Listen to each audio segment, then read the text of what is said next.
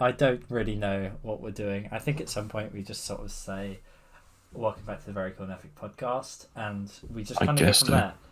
Um, Yeah. do you do you want to do it this time? Did I do it last time? I I thought I think did. I don't know. I think you might have done it last time, I think so I did. it would be in character for you to do it again. I can do it. Yeah, go for it. Um, Now? Yeah, go for it. Oh, welcome back to the Very Cool and Epic podcast. Whoa, we're back again. It's only been a week since the last I know. episode.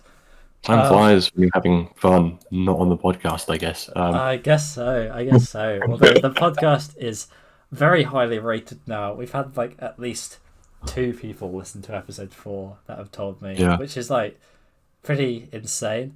That's yeah. No one's told me they've listened to episode 4, so I haven't listened to episode 4, so I couldn't tell you that. no. I don't I know. can't even tell myself. No. Pretty We weird. are our own biggest haters, I think. But apparently, people sit through it. I guess. Um, That's good. yeah, I don't know why, but we're here. We're here.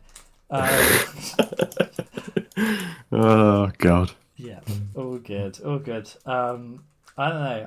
I mean, we've made a sort of plan that the general idea of today is just going to be kind of reflecting on like the holiday that you just had with like a Yeah. group of friends, because a few things happened in that which sounds It quite did. new and interesting. It's quite new and interesting. Quite That's new, one way to describe it. possibly quite new. And I mean, well, new to me at least. new to you and something I haven't done. So it's maybe Yeah. worth exploring at least how they went. Yeah, yeah. So I mean, we'll start at the start, right? So this was like a couple weeks ago that you left. Yeah. So this was back during the very hot week in England, Yeah. and we'd planned. We had a 8 o'clock flight, at Gatwick. So we'd planned to train at like 11 o'clock the night before, Okay. get to Gatwick at like 1 or something, and then try and sleep at the airport. I see. I see. And So had any just- of you? And just for like context, how many of you were going? So 3 of us would be training from like Salisbury, and then one would be training from London. So it's 4 of us in total. Yeah. And the one going from London would be able to go in the morning. So. Sure. So Yeah, that you get it works in as the an idea. That's fine. Yeah. Yeah. Except the Monday we were due to leave, Britain had like the highest temperatures. Yeah. And in some places the highest temperatures ever recorded, which meant that the trains were completely fucked. So So you couldn't Of get one course. the night before. we couldn't get a train the night before. Yeah. Couldn't get a train the night before. So my dad very kindly offered to drive us. So he drove us at like 9 o'clock or something down. And we got to Gatwick at 12. Person coming from London also does their trains in the morning would be fucked, so they trained the night before as well. Okay. So we're at Gatwick.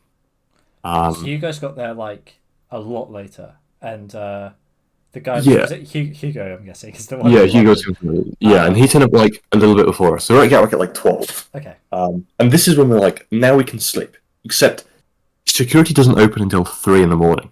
Yeah. So we're on like the shit side of Gatwick, where there weren't even any seats for us because they were taken up by other people. Yeah. So we ended up like sitting on the floor next to a Jamie Oliver like van that was closed, just pretending that we were at least gonna like sleep maybe. Except like there's very bright lights, there's people walking around, there's a bit of noise, Yeah. and like I'm not really tired enough to sleep. I don't think other people are either. We just sort of wait there for 3 hours. Yeah, you're not Until tired. security You're opens. comfortable, and you're just kind of Yeah. like, ideally, we would sleep, but it's not going to happen. No, it's just a bit shit. Yeah. But it's still like it's not too bad because it's the start of the holiday. You know, it's like actually seeing people as well. Yeah. You're catching up with a few people. How long had it been since you'd seen them? Oh, like 5 days. Yeah. So But you anyway. so you've seen them all pretty recently, but regardless, Yeah. like it was only a couple of times that you'd seen them, like Yeah, since the summer had started and that kind of thing, right? yeah. So it's still nice. It's nice to see people. I had not yet started hating their company. We've got 3 more days for that. We got 3 more days for that. Yeah. So we go through security and it's all fine. And then we're on the other side and it's like, oh, there's lots of seats here. There's also lots of people, and it's like now 4 a.m. or something. And Dan and Hugo are like, Dan's like, we should go to Spoons. Yeah, that Like, sounds why? like that. Yeah, so Dan and Hugo just drink a pint each at 4 o'clock in the morning, while we're just sat in Spoons. Yeah. Because I guess why not? Then we go off and just find somewhere to sit, and we're like, now here we can try and sleep. Except, it's like the middle of a shopping center almost, right? Like there's tons of people moving around. There's tons of lights. There's tons of noise. We're not going to sleep, and so we end up just sort of existing in Gatwick for a few more hours. I see.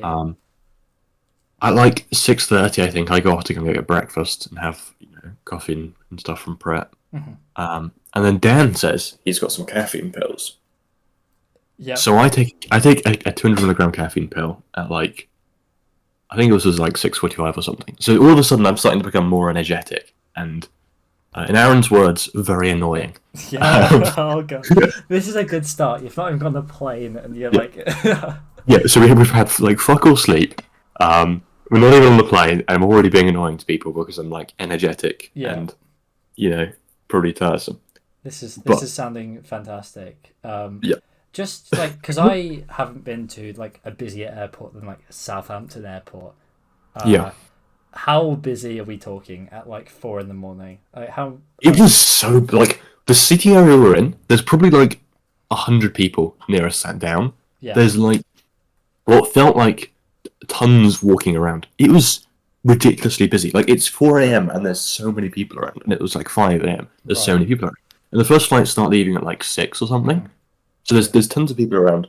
There's like just a bunch of stores as well that are open, like clothing stores and things. Yeah. Randomly at like 6 in the morning type thing. Some of them open at 7 type I thing. see. But Yeah. there's tons of stuff open. There's tons of like food places open. It's just bizarre how like there's probably I suspect in that bit there were probably like over 1,000 people in various parts moving around type I thing. mean, But that is a my last experience at an airport was at Bournemouth Airport, which is one of like the smallest airports you could possibly go to. When I went, there was one flight that morning, which is the one that we were on. So you had like one plane's worth of people there. Yeah. In terms of like actual shops and things at Bournemouth, there's one place you can get food, and there's like a WH Smith's and like your usual like expensive shop that you kind of walk through before you get to like the seats and stuff. Yeah, like the alcohol one and perfume and whatever. That one. Yeah. So it's got that and it's got a WH Smith's. So that's your options. And that was. It sounds a little. Gatwick's so much bigger. It's really strange actually, and I guess it makes sense because Gatwick, to be fair, I think is the largest. I think European it airport, makes sense that that Gatwick or like those ones would be bigger. I don't think it's that strange. No, but it's just bizarre like how big they are in a sense and how. Sure. Like there was a WH Smith bookshop there or something, I think. Right. Okay. Which I don't think I've seen really before. I'm fairly sure it was WH Smith. Because there was a WH Smith, then there was a separate WH Smith bookshop thing. Oh, okay. I think it was WH Smith. But there's tons of like, sort of, like there's the few watch places, like a bunch of the clothing places like Hugo Boss or Ted Baker or whatever. Those things. And like this is the main kind of area. When you go off to like the various terminal parts, it's like it's a longer walk to those terminal areas. Then there's more shops there. There's like another Costa or something or another Pret or something at the end of the terminal things. So I suspect like just in the North Terminal there's probably something like 4 or 5, like maybe 4 or 5 Costas and like 3 Prets or something. Like it's weird how many. There's a lot going on. There's a lot going on as you wait for your plane. And I guess it's just because of the sheer amount of traffic. But the bit that confuses me is how these people can all how they have the room to buy stuff, right? Because this is this is the departures area, right? So you're buying stuff that you then have to take on a plane. So you're like there is some limit. You've got your hand luggage, right? And you're adding stuff to the space that you've got left in your hand luggage. Which, Yeah, because you've already put like your cargo stuff in or whatever, the hold luggage in. yeah. I just, I guess it works somehow, I but mean, I'm did surprised that you it does. have a suitcase? I'm guessing you didn't have a suitcase between. No, so we were just like one cabin bag each, Yeah, I would have thought so. Yeah. which would probably in some cases was over the size of the cabin bag, but well, who cares? Who cares? We, Who we, cares? we weren't checked. We weren't Yeah. checked. And how full were they? Like, did you have space that you could have bought something if you had so desired? No, I mean I had like my school rucksack if you can remember it. I mean, Black- you black- might want to describe it for the sake of the podcast, but Oh, that's a good point. It is a medium-sized rucksack. I guess. Yeah. It's Yeah. it's big enough. Like, it's actually kind of very. If you imagine an EasyJet cabin bag, it's like slightly bigger, I think, in height maybe, but it basically takes the other dimension. So it's like 10 centimeters deep by like 25 centimeters wide or something, and like 35 tall. It's kind of small. It's kind of small. Okay. Okay. But that was sort of packed full, and it was squishing to get stuff in. But I was also carrying like 1.75 liters of water or something on me, Okay. with 2 water bottles because I was it's really hot weather. Yeah. Even like when we went because we went outside briefly at Gatwick at like 2, and it was warm in like shorts and t-shirt. It was fine to be there. So it's still really warm weather. We're expecting Netherlands to also be actually warmer than Britain. Yeah.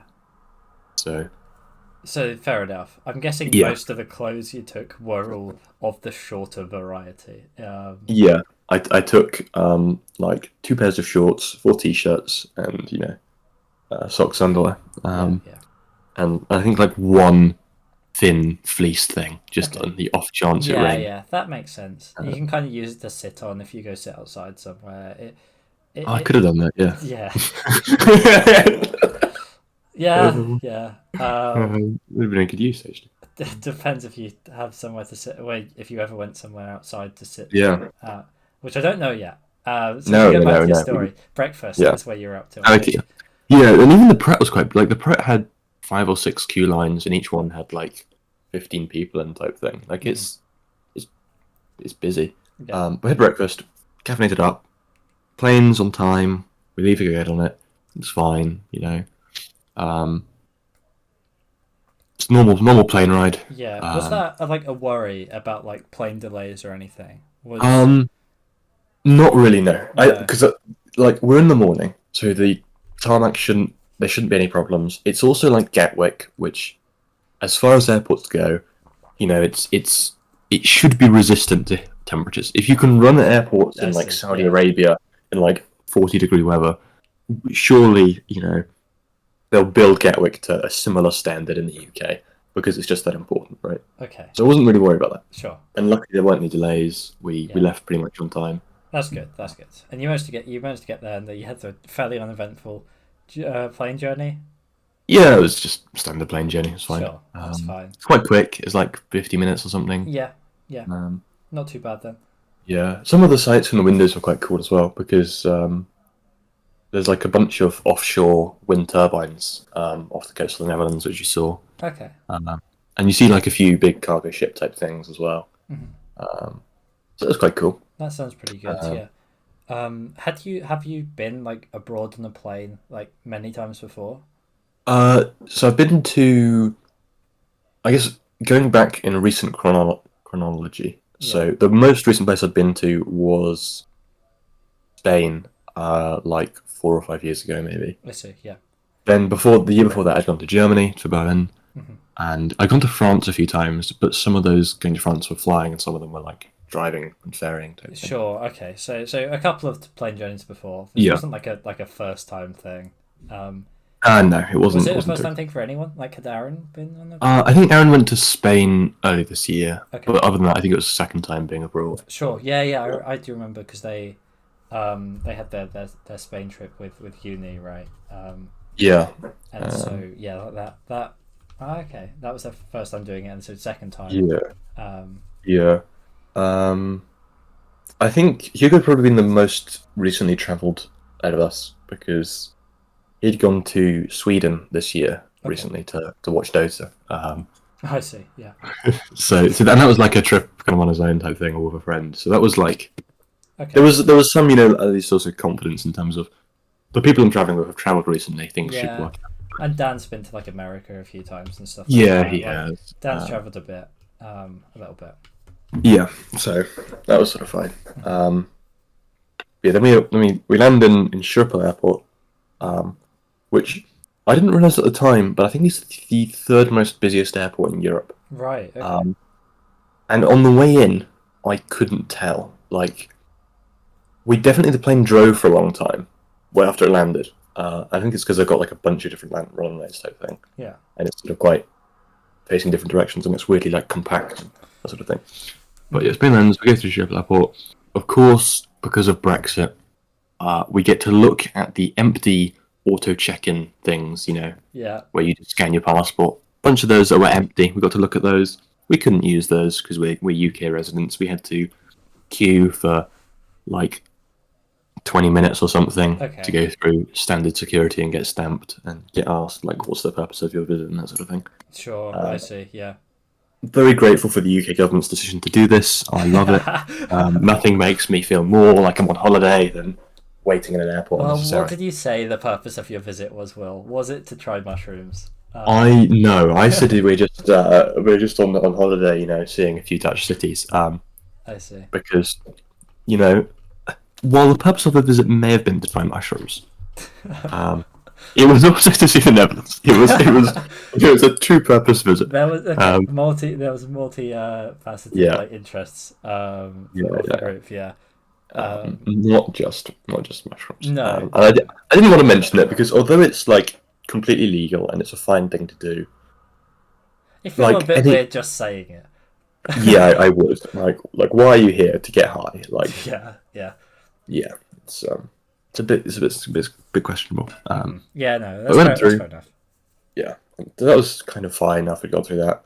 And then we're like into the main departures area. Very quick and easy to find, like the train station, which was beneath the airport. Mm-hmm. Quick train, and then it's like a 20-minute train, and we're into Amsterdam. Okay. So yeah, cool. that's the plan. Was just go visit Amsterdam for like the day that we arrive, and then train down to Rotterdam where we're gonna stay. Sure. So you arrive in Amsterdam. What kind of time are we talking about? I think it was about 11 in the morning, roughly. We arrived. Sure. So you got plenty of the day ahead. You're pretty tired, other than the fact that you've like taken a caffeine tablet. Yeah, which is probably going to start to wear off fairly soon. Sure. Yeah. Okay. Like, because I took it, I think, like 6, 7 in the morning. Yeah. It's now 11. I mean, we have gone forward in time zone an hour, so it's really like 3 hours, right? Okay. Sure. So really isn't that long, but also no. Like it could start wearing off at some point somewhat soon. And it's going to get hot as well. When it's hot, I tend to get more tired. Yeah, fair enough. But we're in Amsterdam. We have no clue really what we're gonna. We have like 2 main objectives, which is buy mushrooms and buy edibles. I see. And that is the whole plan. This is like those are the things we need to tick. Other than that, it's just see Amsterdam. So we walk out and I don't know. I just look around because Dan and Hugo are going to the toilet, and we're like, "That's a cool building over there. It's like this fancy church. Let's go look at that church." So we just did, and that was actually really nice, being able to just like look and go, "That looks cool. Let's investigate." Just having the freedom to just go and look at what you want to, and like a sightseeing sense, but also like it's just completely free. I guess that's pretty nice. This interests me. I'll go see this. And it turned out to be like a really cool Catholic church, which was really pretty on the inside. Mm-hmm.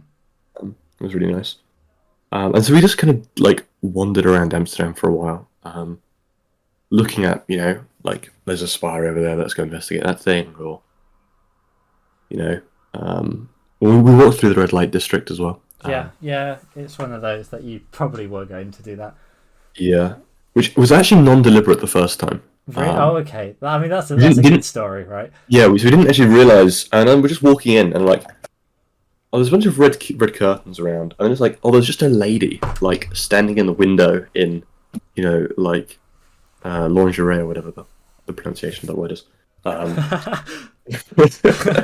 just like standing there, and it was a very strange experience because I'm like, I wasn't expecting, I wasn't prepared, and then Yeah. she's the only one because it's the day, right? So it's not, It's you know, not it's peak not times.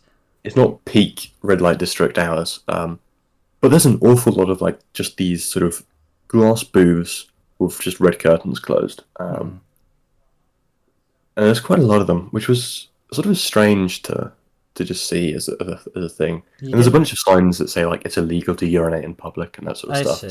see. You're right. you've got, you've got high hopes for the area, but the Yeah. actual district's quite nice because it's sort of situated along a canal, Mhm. type thing. So you got it's Amsterdam, right? Like it's these lovely Dutch houses and buildings, and it's really nice, Sure. Yeah. Yeah. canally, and it's super cool. Did you have And much like interest of like staying here, like in the red light district itself for like a Um, little while, or Not really. We just sort of walked through and had a sure? look. Okay. Then we went off somewhere else, wandered around. Then we were like, "Oh, we should go to a park because it's going to get hot and we want some shade." Mhm.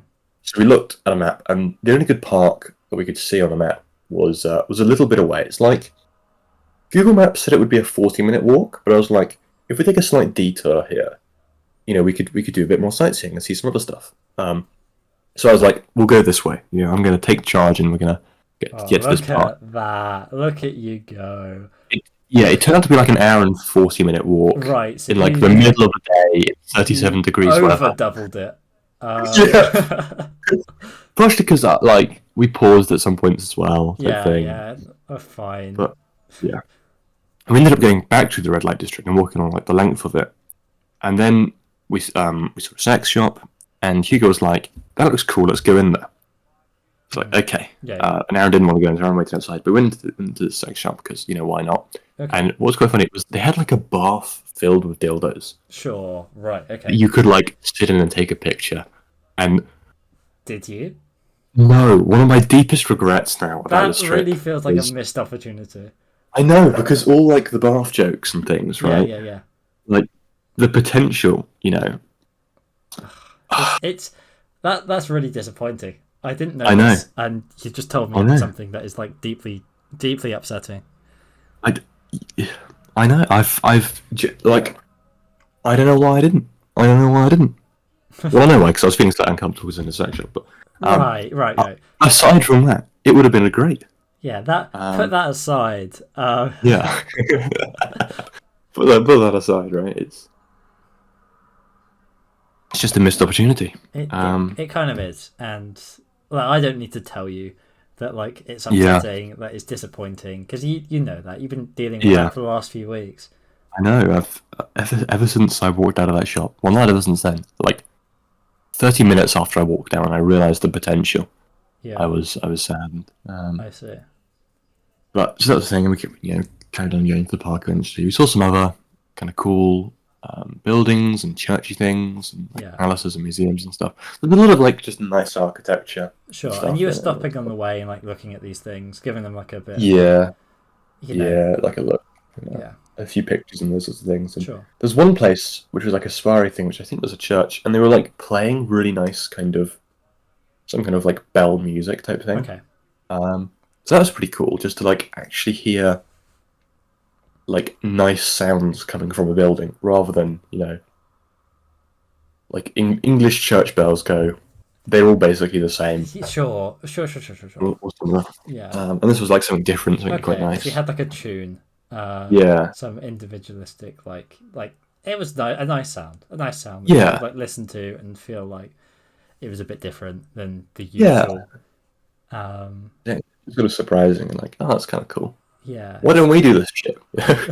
Like, So was it why at doesn't this the point, like with like the architecture and like these little bits like that?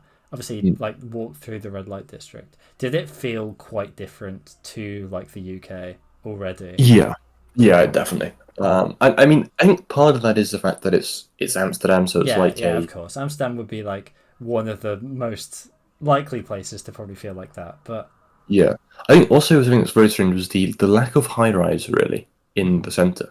okay, It's the only stuff that's tall are like spires and things.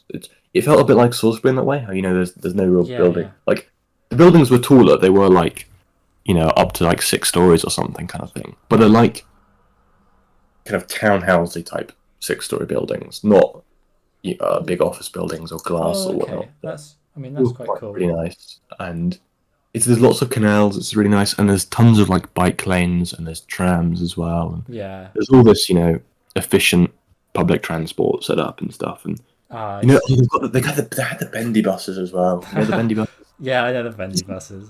They just make me happy when I see them. I don't know why. Did you ever go on a bendy bus while you were there? We didn't actually. We didn't even go on a tram either. Oh, Nor did we okay. bike. No. We just walked everywhere. One of the problems. This is like a general problem I think with visiting the Netherlands, is it felt like a lot of the public transport stuff and a lot of the money transaction stuff was like locked behind special Dutch stuff. So in a lot of places, our sort of MasterCard and Visa cards wouldn't work because their tills don't accept them. Yeah. They didn't accept like Maestro or something, Okay. and so we'd have to pay with cash for all the stuff, including in like a Albert Heijn or whatever, which is like a big supermarket chain. It's like a major supermarket chain. Yeah, and you just weren't able to buy anything other than cash. Yeah, like the tills just wouldn't accept MasterCard or Visa, and it's like it's sort of like Aldi or Tesco's or something. It's like that kind of scale, and that was really strange. Yeah. Is it something that you'd like? Obviously, you weren't like aware of this, but is it something you'd have had to plan for beforehand? So I think yeah, you have to like at least have definitely some cash, and you have to like you also have to plan because I took out more cash while I was there just in case. Yeah, fair enough.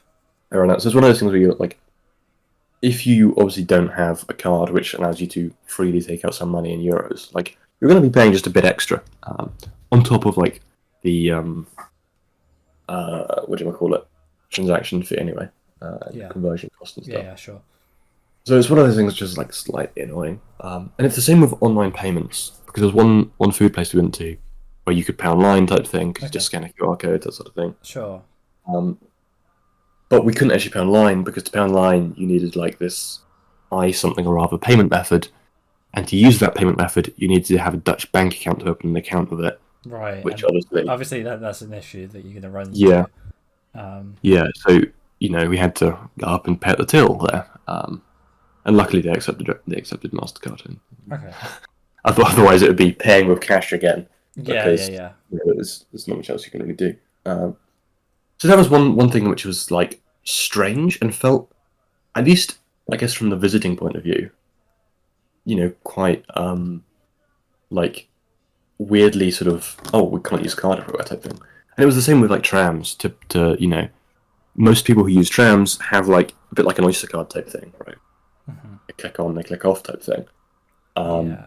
And so there was some weird ticketing system that I didn't quite understand where you actually went to buy tickets or how you bought tickets to like use across multiple trams type thing. So we never actually tried to use the trams because it was like, this is too complicated for us. I see. To try and work out, in a foreign language, in a foreign country, in hot weather.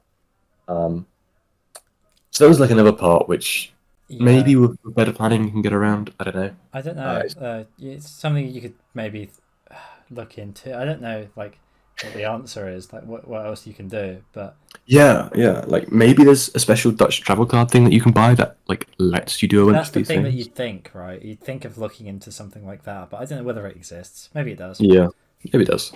If I ever go back again, which I'd like to, I'll investigate, I guess. But anyway, so we walked into this park again. Eventually, we got there. It was a pretty nice park, and we just sort of chilled there for a bit because it was hot. Okay. So we're in the park. We're having to sort of like a rest there, just sort of bit of a sleep type thing. Sure. Which is probably needed at this stage. Yeah, it's like everyone's really tired. I think Hugo and Dan's phones have run out of battery as well. And we're all a bit just tired and sleepy, and so just rest there for like a few hours type thing. Yeah. I managed to find a map of like water points, and I go off and find like a water point where I can fill up my water bottle. Okay. That's quite nice. Yeah, that helps. A bunch of Dutch people there with water guns that also sprayed me, which is kind of fun. You didn't try and get involved. I didn't know because I was struggling with the water thing because I wasn't pushing hard enough. So they came over and like helped me with it. Oh, that's and nice. I was walking away. They just sort of like had a brief chat and then they just Yeah. sprayed me as I was walking away, which was nice because it was hot weather and Sure, yeah, sort of respect it, respect nice. it. Yeah, it's like I've had a positive interaction with some native Dutch people. Yeah. It's At good. one point, when you was it Dutch that you were trying to learn a little bit of at one point? Yeah, Probably so like a years year ago now. ago. Yeah. Yeah, like last year, I was like, I'm gonna have like a plan to learn Dutch, get an internship at a Dutch finance firm, and go and like spend the summer in the Netherlands. With an internship there. None of that plan came to None fruition. of the plan has happened, but No. you've been to the Netherlands now. Yeah, but I've been to the Netherlands, and some of that Dutch, I knew like,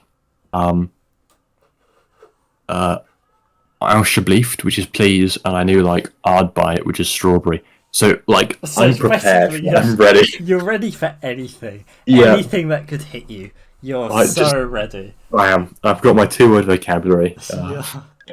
You're absolutely golden. And I think Aaron had also been learning a bit of Dutch, also on Duolingo. So, they knew more words than I did, but they also knew. How's their aardbei streak and on alsjeblieft. Duolingo? Just like, do you have any idea? Absolutely no clue. Absolutely no clue. I see. I could open Duolingo and check, and I'll be inundated with notifications for the next month. Should we go for it? Yeah. I think I'm at like 270, 271 now. Yeah.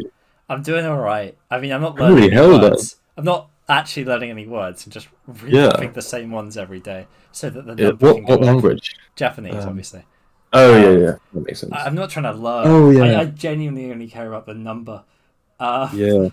I mean, I think Harry's on track to break a year soon. Harry's just got a year. Congratulations to him. Yeah, I think he had it like 2 days ago. Damn, hell yeah. Well, I'm to like get a card. I'm not going to get a card, but that would be kind of funny. I mean, I haven't seen Harry for a while, but like the next time I talk to him will probably be like ranking Pokemon again, and it would just be like really bad. We'll just like not catch up and just like immediately continue ranking Pokemon as if we never left. That's all you need, right? That's all you need. Aaron is no longer on a streak. Or maybe 13-day streak or something. I think it died. That is upsetting. That is upsetting. Yeah. Weak. Imagine that. Imagine that. A 13-day streak. Terrible. Yeah, I know. Just complete trash, as I say, from a 0-day streak. You know what they say, Will, about having a bigger number. Better person. Go on, bigger number, better person. That's Bigger what they number. say. It's been a while since I've realised, had that thought of it. Yeah. Well, this is episode 5 of the podcast now, which is a bigger number than Better podcast, I guess. better podcast. I think we might be. I haven't checked recently, but I don't know. We might have more episodes now than the podcast with a very similar name to us, which is like the Cool podcast. Yeah, that was the precursor. I think we might be slightly. We might have slightly more than them, possibly. Yeah. Of course. We're going up in the world. Yeah, it's because of our weekly dedication to producing quality podcasts. Oh yeah. They're not. No one's quite as consistent as we are. God. I think our viewer count's going down at least, right? Oh, absolutely. Absolutely. Our last on YouTube, at least, our last episode got 4 views, which is really quite upsetting. Huge. Our Spotify numbers might be alright because someone said that they've used the podcast to go to sleep a couple of times. Bumping the numbers. So we get that statistic to go up. We get the stat padding going up. We do. I can't wait until like the end of the year when we get our stupid like statistics for the Very Cool and Epic podcast. Like emailed to me with like the wrapped stuff. We get to look at like how much time people have spent listening to us and whatever. It's so bad. It's gonna be so bad. We need to do like the deep analytics dive, analyze which parts of the podcast worked well. Well, probably not the first 12 seconds, which is like our average listen time. Oh man. But sorry, we'll go back to the story. Yeah. Where am I? In a park. All right. Now, we're in the park. It's like probably 3 or something, maybe in the afternoon, Yeah. or 4, or maybe 5. I can't remember. It's some afternoon time. Mid We afternoon. have Just say mid afternoon. We're good afternoon. Yeah. We haven't completed our objectives yet, though. No. So- Was the intention to do them today while you were in Amsterdam? No, so the intention was to buy them in Amsterdam because it's easier to buy them in Amsterdam, but sure. then do them on separate days in Rotterdam. So Am says, look at this particular druggy subreddit. It's got recommendations on good places. And so you find if Dan was to say anything on this trip, I feel like that would be exactly what he said. To be fair, it was a good idea to consult Sure, yeah. because they turn out to be pretty good shops. That's probably the most research Dan has done about anything. I suspect so. Yeah. Probably. Yeah. Had he done this preparation like ahead of time, right? I think so. Yeah, I think he'd been like looking because he didn't have his phone there. So yeah. So we looked it up on my phone, put the directions in, and off we go. Right. So genuinely, we're talking about him having prepared how to find drugs in Amsterdam, like with more time before it than like watching the lectures before his exam. Yeah, like during his exam or something. Yeah. He put more time and thought into this process than possibly any part of his studies. Possibly, and you gotta respect it. You have to respect it. It is definitely, he knows what's important. Yeah. True. Because, I mean, I think drugs are fairly safe in Amsterdam, to be honest. But there's always like the worry of the risk, right? Of like, that's true. Something could go wrong, or something could, none of you exactly know what's going to happen. Yeah, random death syndrome could just appear and you could die. Yeah. I didn't die. You're here on the podcast telling the story about it. So actually, no one else died as well. We can remove that suspense too. Okay. I was just going to leave that for the next half an hour. Did someone die? You'll never know. Actually, maybe we can make this a 2-part episode. Split it up. Yeah. You're gonna find out. There is actually a very good cliffhanger point, towards the end of but that would be marking it a little. Anyway, we head off to it's called, I think, Paradox Shop or something. It's a small cafe. There's people smoking weed outside. Very they're called coffee shops. They're like these weed shops. There were tons of them in Amsterdam. Mm-hmm. It's really hard to escape the smell of weed in Amsterdam. It's everywhere. I wouldn't be surprised if simply by existing in Amsterdam for any length of time, you passively get high. I see. Because it's just kind of omnipresent, really. Yeah. But anyway, so we go along, we walk in, we say, we'd like to buy some edibles. We're sort of new to this, what would you recommend? They only have one option, makes life simple. It says, take a half or a quarter, wait 2 hours. Well, she said wait half an hour, actually, but the advice online said wait 2 hours. And take, the she don't feel any effects. So, okay, we'll buy 2, because there's only 3 of us who are going to be doing it. Mm-hmm. Seems reasonable. And then we head off for the smart shop, which is where you buy the mushrooms. Sure, okay. As we're doing this, my phone battery is getting lower and lower and lower. So I'm like 3% or something at this point. Yeah. Well, it gets us there to the smart shop, which sort of has, a bunch of different magic truffles, as they're called, not mushrooms, because magic mushrooms are illegal because too many people died using them. I see. Magic truffles, which are there's differences in how they're grown, but essentially magic truffles are just weaker magic mushrooms. Okay. Okay. So there's just less psilocybin in them. Yeah. And we sort of talked to her, it's like, we haven't done this before, what do you recommend? She's very helpful, very nice lady. I see. Highly cheerful, happy. Gave me a very positive experience, both the people did, of buying drugs, because they're just nice. Okay. They look genuinely happy people. that is a great sentence. How often do you see cheerful customer service faced people? Right? I'm working customer service this year, Will. I've got to try and have a cheery face. Exactly. Just imagine you're selling magic mushrooms to lovely tourists. Would I be happier in my job if I was selling magic mushrooms? I think so, because I think if you're working that job, you're probably high half the time, and I suspect that makes you a happier person in general. Yeah, Uh, yeah. Well, we'll um, get on to whether that is true or not. yeah, yeah. Maybe, who knows? But yeah, so we bought many truffles there. In terms of the cost, we bought 10 grams of magic truffles each for three of us, and each person was €15. Okay. Kind of pricey. Yeah. And that's supposed to do like one high, I think. Okay. And the edible, I think, was either €5 or €10 or something per edible. So also kind of priced. Like they're reasonably expensive in terms of price. But we buy them, got them, it's fine.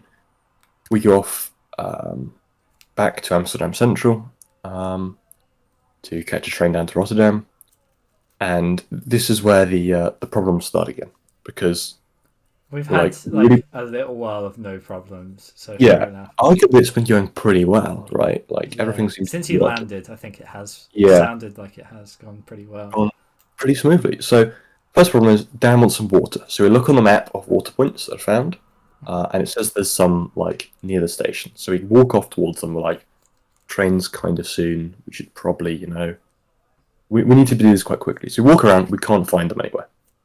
So then we walk back to the station. We're like, okay, we buy our tickets, and there's two different routes for the train to Rotterdam, and you have to buy tickets for two different routes. So we buy a ticket for one route. And then Dan's like, I'm just going to go to the toilet and get some water. So he goes off to the toilet to get some water. This is before we bought our tickets. Amsterdam Central has, I think, one set of toilets, and it's quite a large station. So, he's gone for a while. We're getting nervous. So Aaron buys Dan a ticket. But then Dan turns up with a ticket that he's bought himself. So we've now got 5 tickets. I see. Yeah. Which is, it's going well. It's off to already a great start. Dan also didn't get water because he ran out of time. So, nothing really has happened except we're now rushing for the train. And we're trying to spend more money than we needed to. Yeah, and that as well. And Dan actually went into the toilets, which cost him like 70 cents or something. Okay. So he's also spent money and somehow didn't have time to fill up his water bottle despite having gone into the toilet. I see. Why not? So we're looking for the platform. The actual sign that directs you to where the platform is hidden behind this other hanging thing. So we're looking around for 2 minutes, panicking, until eventually we spot it and we're like, oh, we go up these stairs here. We go up, train arrives, we get on the train. Then it says the train's delayed 5 minutes. So that's annoying, but sure, whatever. Sat there. Then 10 minutes later, the train lights go off. This probably isn't a good sign, it's but we're not usually a good sign. Yeah, and then another 10 minutes later, they're like, oh, train's cancelled. Oh, good. So we get off the train. All right, fine. And then we look, oh, there's another train coming in 10, 15 minutes. When Aaron is not having a good time, Aaron's panicking and whatever, not because, I don't know. Bad experience anyway. It's it's not. Yeah. So when they're coming down, Dan goes off. No, wait, Dan and Aaron go off to get water again for Dan. While he's doing this, he doesn't want to pay the fee to just get water, so he tries to get under the toilet entry. But then some Dutch lady stops him and says, she's going to call the police on him because he's illegally trying to use the toilets. Yeah. But he just wants some water, and so she understands and fills up his water bottle for him, which is nice. And then they come back, and we're ready for the train. Train arrives, we get on the train, and we're off, and it's fine. Yeah, I see. All it was one cancelled train, a bunch of issues with water, and Dan and Aaron hate Amsterdam Central. They're like, fuck this station, we're never coming back. Yeah. It's an awful place. My experience wasn't too bad with it because it's trains. What can you do, right? It happens sometimes. Sure. I mean, is there have you used trains more than those guys? Is that a thing, or possibly that's a factor. I don't know. I don't know if that's true because Aaron would have been training into Southampton a lot, right? Yeah, Aaron's definitely had a more recent, consistent use of trains. Yeah. So I've definitely had. Not. Although that journey's really easy, right? Yeah, it is. It's a single train line. I've definitely had a few experiences where I've gotten on the wrong train before. Yes. When you came to Bath, maybe. Yeah, that's one of them. And also when I was going to Lancaster, I got on the wrong train, and so I've managed to deal with resolving those by myself, and Yeah. I like think you're probably just like not more confident with it, but you just kind of like just deal with yeah, it, I guess. like the end of the day is you have a ticket. Most people will understand if something's gone wrong with the trains and you've misused them, so you're not going to be punished or charged extra for that. Yeah. And generally, unless you're like traveling really late at night, there will be enough time for you to get where you're going. So it's kind of fine. Yeah, I It's just agree. going to be dull, boring, and a pain. And that's like my view of it, which is, which when you're, there's no point like worrying, whatever. It's just, it is what it is. The only downside, I guess, is we're still like very tired and sleep deprived and quite hot and dehydrated. Yeah, So, if anything, actually, that makes the experience kind of better because it's already dead time, right? I'm not going to be doing anything else with my life. yeah. Like that's in any way meaningful or something, right? Other than just like looking at like people outside and Yeah. like Dutch people, Dutch trains and stuff, because they have these cool double decker trains which we never got to go on, but they're like the cool European big double decker trains. They're cool. Okay. Yeah. Hmm. Quite nice. But yeah, one more to Rotterdam. Kind of nice scenery. The Netherlands is so flat. Like Yeah, that's it's what you always hear, right? yeah. You're told it's flat, and then you see it's flat, and it's really flat. Like it's weird. Hmm. I know when the airplane was landing, and then when it was taking off as well. Like you look out the window when you've just gone up a little bit, and you can just see the coast, and you can just see everything pretty much. Right, okay. Whereas in the UK, it's like Yeah, it yeah. doesn't feel like that as much for some reason. Maybe that's because we're more inland, possibly. But also just there's something about like the flatness, which is really obvious when you're on the ground, and really obvious when you're in the air as well. Okay. Um, Yeah, yeah. but there's occasional like windmills and things, and there's like big canals, like really big canal. Like the canals, UK canals are like these shitty small things that you can put two or three canal boats side by side Sure. in. Yes, yeah, yeah. The Dutch canal that we saw from the train, like there was just a big boat on it with like I think the boat itself was like a canal barge, I guess, and it was like 20 container ships long Hmm. and like 10 container ship widths wide, with like 3 container ships height on it, or 4 maybe. Yeah. And so it's like carrying a ton of container ships on it, and it's just on a canal. It's kind of cool to see. It's because it's Sure. It sounds like an interesting site. Not yeah, really something you'd expect to see in the UK. yeah, it's just unusual, and just like that's the state of their canal infrastructure, that you can just send like these sort of tons of cargo up them, Mhm. because they're I guess bigger and probably more modern than UK Yeah, canals. Like maybe. Yeah, probably something that they've spent a bit more time actually developing. I don't think it's really yeah, something that we use for transport very much. like historically industrialization time, and Yeah, yeah. it was, but modern wise we don't. So it's kind of cool to actually see like I guess proper like river transport and stuff, or water based Hmm. like transport logistics. So I mean, yeah, and the countryside's quite nice. It's quite farmy. Lots of occasional like wind turbines as well. There's quite a lot of those, Hmm. uh, and those sorts of things. Just it's kind of cool to sort of see that stuff. And then we end up in Rotterdam. Um, Rotterdam station is, I would describe it as beautiful Okay. for a train. Not because of the architecture, but just because of the layout. Like they have, I think it's like 16 or 18 platforms Yeah. in like a huge long line. Okay. So just next So to they're each other, just next to each other, side by and side. the way you get between platforms is like underneath. So you walk down, you got like this, perpendicular run of ground with like lots of shops and stuff in it. Okay. A bit like an airport in like the number of shops and things there are.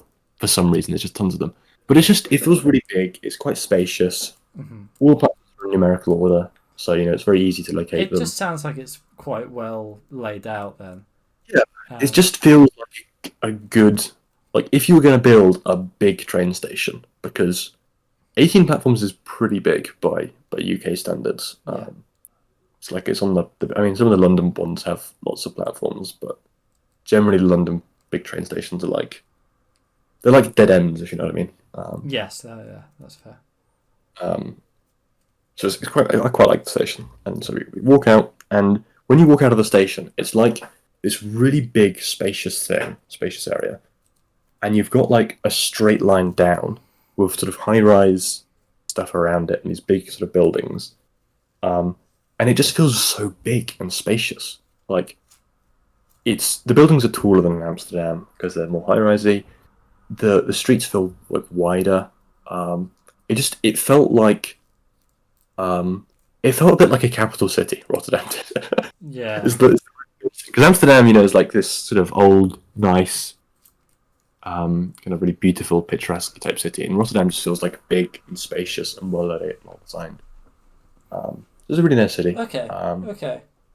And quite different as well. Actually, very different feel to it. Yeah, compared to Amsterdam, you mean? Yeah. I see. Well, I mean, from how you described it, already kind of sounds a little bit different, but yeah. And they're both kind of from UK cities as well. Yeah. Was the plan to like stay there overnight, or like how long were you planning on staying there? Okay, so we arrived on the Tuesday, and then we were gonna leave on the Friday afternoon. So we're staying Tuesday night, Wednesday night, Thursday. So 3 nights. Is that all in Rotterdam you're playing? All in Rotterdam, yeah. Okay. All at this sort of cheap hostel place we found. And so our current plan is let's just go to the hostel and, collapse because we're tired. Yeah, okay. And it's like a 10-15 minute walk down this straight road, which is really big, and there's like a canal water feature in the middle type thing. And then there's, a road going, one direction we're going one way and one direction we're going the other way on like either side of this canal. So it feels like a huge sort of road type thing. And obviously there's tram lines as well in the middle, there's bike paths, and there's footpaths. It's so just nice, the city layout is in all these Dutch cities in terms of like how bike friendly it is, how like segregated and laid out it is. It's just so you're like a segregated city is what you're saying. Well, like when it comes to means it, yeah. Okay. Just making sure that that's what you want to use. God. Oh no, here it comes, some big racist. Clip it up. We'll make a clips channel for the podcast and just like post you saying you enjoy a segregated city. And that's the only clip. That's all we need. That's the only clip. I'm sure you said some suspect things. I said hand wash. Apparently hand washy was quite funny instead of hand wavy last episode. Oh, hand washy. I said hand washy. I couldn't think of the word. Okay, yeah. We recognised that I couldn't think of the word. Yeah. I don't know. I'm sure I've said quite a lot of dumb things, but yeah. I'm kind of forcing you into this one being dumb, yeah. which isn't. It isn't. Yeah. Really, this one's on you, not me, actually, because. Sorry, I didn't say it well. Well, no, you didn't say it, but like you put it out right. That's like I'm just I can't think of the words. It's like something though. Okay. Okay. Yeah. Yeah. All right. The sound of resigned defeat of why the fuck can you not just shut up? It sounds like something. We can go with that. That's fine. If you want to go with that, if that's what you want, let's go with that. I don't know if that is what I want, but I don't know what I want. So. But yeah. So you're right there anyway. It's nice. Yeah. You like it. I like it. For various reasons. And we go to hostel. Look in. It's like, this place it looks kind of chill. It's nice. It's like a nice busy steep street with a bunch of restaurants. Yeah. You go up. Like, you're here to book in. Our booking registration system's broken. Sorry. Come back later. It's like 7-something o'clock now at this point. Okay. And we're like, really? It's just this is another thing. We can't even check in. And based on our experience and how tired we are, our assumption was, it's probably going to be broken for like a day. So the fuck are we going to do? In the meantime, though, we decided to go off and get food. Wagamama's. We're going to have food at Wagamama's because it was right nearby. Okay. You don't want to go too far. At this point, you've walked for 1:40 in one direction. Completely unnecessarily. Oh yeah, so like we've done a lot of walking over the course of the day. Yeah. In hot weather, we're still dehydrated, we're still tired. Yeah. It's there, It's also really hard to find Dutch food, or at least it feels like it is, because that's you go to a country, you want to try and experience their local cuisine. The Dutch don't have any food; they just have like East Asian food places. I see. Like, there's so many there's a bunch of places called like Wok to Go, which is like. kind of like like an English fast food chain type thing that you'd see a bunch of, Yeah. like McDonald's. I mean, they'd also have the McDonald's in the Netherlands, but there's just tons of these walk to go places. There's tons of just like huge variety of East Asian food places, like everywhere. There were in Amsterdam, there were a lot in Rotterdam, there were a lot in The Hague, and we went to The Hague. So like, for some reason, it seems Dutch cuisine is really just East Asian cuisine. I see. So anyway, you've gone to Wang Mo's to eat. You've gone to whatever. Eat food is nice. It's fine. And we go back, and luckily the registration system's fixed. Check in. That is good. That is good news. And we go to a room, and it's been really hot today, and our room doesn't have air conditioning, Okay. so our room's also like really hot. It's like 30 degrees or something. Yeah. Is it cool outside by this point, or is it still? Not hugely, no. It's like 20 something. Okay. Yeah. We realised, like, I think I said something like, I've had my room at home like this before. It will get cool around 1 o'clock. It'll be fine. We'll be able to get some sleep. It doesn't get cool. We try to go to bed at like 12 or something. It just doesn't get cool. I'm sleeping on the bed, like in my underwear with no covers, no sheets. I'm still too warm. The mattresses are really firm as well, and the pillow is like it's like a piece of fabric. I mean, it's largely what a pillow is, but with more stuff. Sure. It's so shit. It's like so thin and flimsy. Yeah. And I'm used to a firm pillow and a soft bed, and this is like a non-existently soft pillow and a firm bed. Wait, what did I say? Yeah. Yeah, I said the opposite. You said the opposite. This is yeah. Yeah, so this is like terrible sleeping conditions, but managed to sleep. I think we wake up at like 11 or 12 or something. So you get like 9 hours or something, 9-10 hours? Maybe maybe more like proper sleep, but maybe a bit more like delirious, like lying there, tired type thing. Sure. Okay. We'd all showered the night before as well to just try and cool down a bit for a brief. I don't think I took a hot shower while I was there. All of mine were just the cold showers completely because I just needed to be cold. Yeah. Okay. And 1 in the morning, and then we're like, right, we're gonna go out and do mushrooms. That's the plan. That's on today's itinerary. Today's objective is do mushrooms. So we walk off to a park. Luckily, this one's only like a 15-minute walk away. It's quite nice, quite quiet. Yeah. And small. So you decide to take a detour, and it takes an hour and 15 minutes. We're there. We're sat on the ground because there aren't really that many benches. I decide not to, put anything on the floor, so I have something to sit on, and instead just sit on the ground.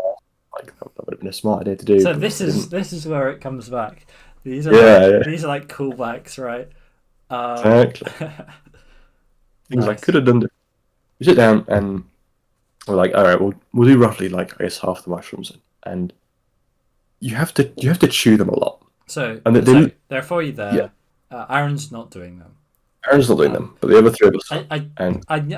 We both know Aaron, and it was probably no surprise to you that Aaron didn't want to do them. I probably established before you left, but yes. Did they have a? I mean, you don't need a particular reason not to want to, but did they give anything? Not that I can remember explicitly. Yeah. Who knows? I mean, it's fair enough. Like. I don't think you like. I probably wouldn't have done. And part of the reason it was like when we were planning this, Dan and I were like, it started off as kind of a joke, to be honest. Like, we should do mushrooms to have like a life-changing experience and like stop procrastinating and all this stuff and actually become like weird functioning members of society. It feels like. Has that happened? No. Okay. So that was fine. And then, like, we were in a call, and Aaron was also there. Like, we need a sober person. Aaron, do you want to come? And they just kind of said, yeah. And that easy. So, like, Aaron's kind of there as a sober person, but I think it's really... With no disrespect to Aaron, maybe... I feel like they just get stressed if something was to go wrong. Yeah. If all the sober people I could have picked, I think Aaron was not a good one. But it's still fun to be there. Yeah, no, I'd imagine it was good that Aaron went. I hope they had a good time. I think everyone seemed to at least. Yeah. But, so like, in hindsight, probably not the best idea, but it's whatever, right? Yeah. I don't know who would be a good sober person to take. Probably like Tom Parrott. Probably like would Tom Parrott be? Yeah, Tom Parrott would probably stay sober. Maybe. I'm not sure. Not when it comes to like alcohol, but like. Yeah. I reckon he would. Yeah.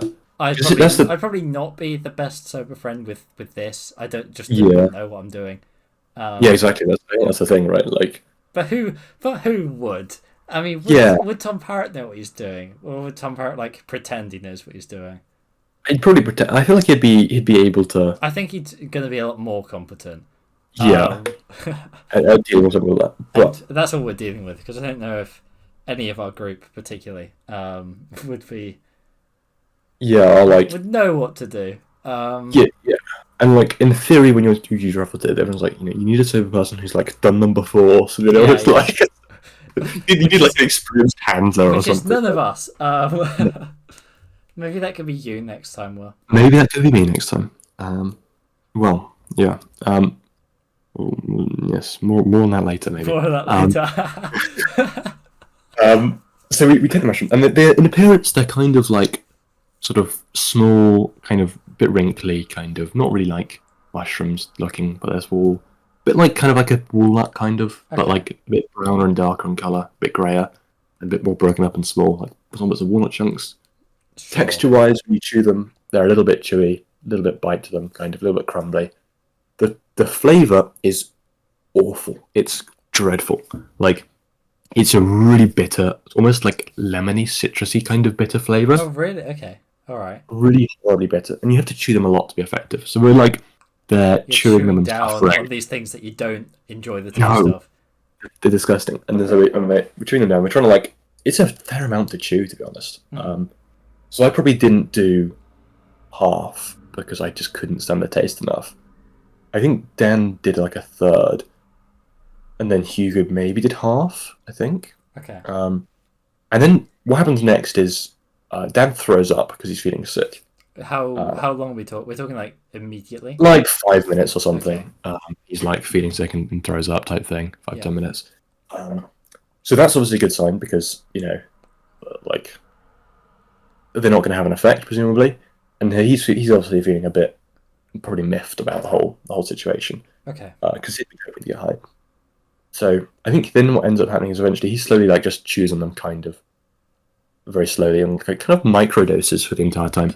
I see. Yeah. Okay. And so a bunch of time goes by, like 15 minutes, half an hour or something. And then Hugo says that like, their hands are a bit fuzzy type thing.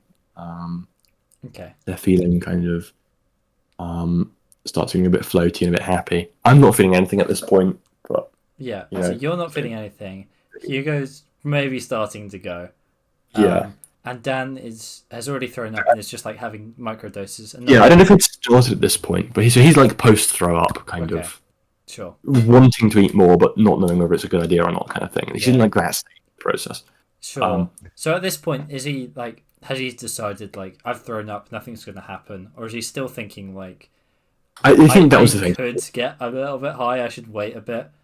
I think it was more like I've thrown up, nothing's going to happen.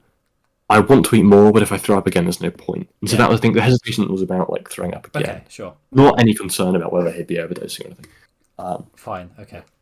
So eventually, I'm like kind of walking around, not listening much. Hugo's off in like happy fairyland, basically just looking really happy and floaty and walking around type thing and laughing a bunch. Eventually, I like start to notice a few things, and I like say that tree's got lots of holes in it. The tree doesn't have any holes in it. Yeah. The tree has like kind of bark, which looks like tree bark with a bunch of like shadows on it. You know how you get those little shadows. Yeah. For some reason, I was seeing those shadows as holes. And it was very strange because I was like, it wasn't like a fear thing or anything. It's just tree's got like lots of holes in it kind of thing. That's weird. And kind of like looking at it, It was just that tree for some reason. Don't know why. I think this is sort of the kind of visual effects that psilocybin can have, which is where like you get weird patterny things happening. Okay. Yeah. Sure. And so I also spent a bunch of time looking at the clouds on my back, and I could see like little spirals like appearing type thing, which is kind of cool. and So, you know so you're that's definitely going at this point. yeah. I'm definitely getting some stuff. Yeah. Dan, I think starts maybe. This is when Dan starts like munching on them more. Okay. I think Hugo, I think, is still maybe in Happy Land at this point. Yeah. And so bit of time goes on. I think Hugo eventually starts like sitting down and goes all quiet. I become really aware of a bed of flowers. And it was just so strange. I like looked at the flowers and there's some flowers there. And then like the only way I could describe it is like I was aware of the flowers. Okay. I don't know. It's very odd. It's very So when you say aware, it's like this was kind of at the forefront of your mind, like the flowers. yeah. Like I'm focusing on them. I'm like seeing that they're there. I'm like I guess thinking about the flowers being there and just they're kind of there. They look kind of nice. And it was really weird. It was just such a weird. I guess yeah. It's like my attention is like bizarrely focused on them for some reason. Okay. And it felt as though I hadn't noticed them properly before. Now suddenly I've noticed them. It's like, oh, yeah. It's really strange. And nothing really came of it. I just, after a few moments, I lost interest in the flowers, like maybe a minute or two. Okay. Um, but there were some flowers there. One thing I also kind of am passively aware of, because I'm checking the time every now and then, is that I'm aware that time seems to be going slower for me. Okay. So I'm sort of aware of that that's happening. And then eventually I like close my eyes for some reason, and that's where the fun begins. I see. Because sort of what I have is like when you close your eyes normally, you get like, or at least I get, maybe people are different. You get kind of like a weird blotchy black kind of visiony thing. Mm-hmm. And you can kind of see like if you move your hands in front of your eyes, you can kind of get the impression of your hands moving in your eyes, type thing. Yeah. So when I close my eyes, I kind of have that. But it was a bit more colourful, it was a bit more vivid, there was a bit more like green and blue in there, rather than just kind of like a yellowy red kind of yellowy blacky red. Sure. Yeah. It was a little bit different, but I just had quite vivid images of things. But there was this sort of weird kind of strange colour almost kind of thing going on. And it was different from actual visual sight, it was different from when I mentally picture an image. It was like a third kind of view that was closest to when your eyes are closed and when you're like looking through your eyelids type thing. Okay. It was a bit like that. And I just had like tons of images that would come and change into other images rapidly from like a first person perspective. So one was like a photo of a circle of friends, like looking down at the camera that had been taken. And I was like looking at that image, I guess, in my head, but it was sort of more real almost. Yeah. Okay. So you're just imagining things that have happened. Yeah. That you can remember. Yeah. Things and I think one that appeared quite a fair time was Sam appearing like from below trying to like eat me, which I think came maybe from like, an image of him eating a hot dog or something. So it was just quite strange. So these are just completely random memories. Completely random memories and images of things, and quite often they'll like kind of get elongated as they change. So there's sort of a weird like elongation kind of effect going on where they get distorted slightly. And a bunch of like images appear. I think Rowan Atkinson was there for a while at one point of like sitting, like leaning forward, all grey hairs, hands on his knees, smiling. Yeah. And eventually like, his smile became like sinister, and his legs and hands got longer and longer and longer. His nose got like, it was so weird. Okay. And while you're like watching these things, there's a slowly like building sense of anxiety and nervousness for some reason. Yeah, this probably shouldn't be something I try. Yeah, like I think. It's the only thing that made it better was that I could open my eyes and see real life. Okay. And then like the anxiety and nerves would dissipate. I could then close my eyes again and I'd have these images again. I'd have various things going on. Some of them were quite cool, some were quite nice. Like things, I think there were a bunch of like hand turning into eclairs or something. Maybe it was at one point. There's a beach with like rainbows instead of sea foam, which was really cool. And what looked like that feels like a proper trippy image kind of thing. It does actually. It's quite a cool image. Yeah, and it's just really quite nice. And so some of them were really nice. But equally, I'd be opening my eyes every now and then to like re-ground myself in reality. And I think if I'd been tripping harder and like I'd had more visual effects going on, it could have been a very unenjoyable experience. Because there'd be no escape from it type thing. Sure. So you're happy that you were able to break it up by opening your eyes. Yeah. Sure. And have that kind of change and release type thing. reassurance, So you were kind of especially switching it on and off, like, yeah, that's a good which way of is thinking quite of a it. good state to be in, possibly. Yeah, no, I Um, definitely agree. I think it's a nice place to be. And so I'm like having that. And then at one point, there's like a green lady who appears and like climbs out of a tree or something near a clearing. And she like, I don't know if she talks to me or not. I can't remember, but I got the impression that she was like offering something to me, and the offering she was giving me was like some weird kind of connection with nature. And I guess the only way I can think of it is like kind of being like offered a career path in a game, saying like, "Do you want to become an eco warrior?" Kind of. That's like the impression it was. right. Okay. Okay. The thing. And I was looking at this going like, that feels like a lot of work. So I just kind of said no. Which I don't know Okay. why. So these haven't made you more more functioning members of Like, society and productive because you just I like you decided not to do something because it sounded like a no. lot of work. I had like the option to like embrace nature and have like a connection with nature or whatnot. Maybe I don't know if that would have actually happened, but that's what the impression was at least. And I just went, nah, too much effort. Too much effort. So yeah, Which the mushrooms didn't work then. Is what you're no, saying. no, they didn't Oh, work. Which is sort of sad. And then it was like a cooling off kind of period after that. Dan, who'd been microdosing this entire time, was kind of high, and he was like, "I need to record myself while high." So he started recording us having a conversation. yeah. She's claimed he'll upload at some point, which could be It could be interesting to listen. interesting. It could definitely be interesting. Because I was like, I could definitely notice myself being somewhat different in that conversation, but not completely different. Whereas Dan felt very different in that conversation.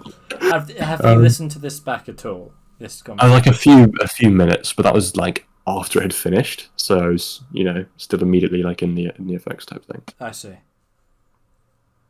Um, but it was a strange experience. While this is going on, Hugo's kind of essentially like had a complete 180 in mood and is now like super sad and crying a bunch and has just sort of been on like off on his own, kind of talking to his I guess his like girlfriend on his phone and stuff, and like Yeah. Okay.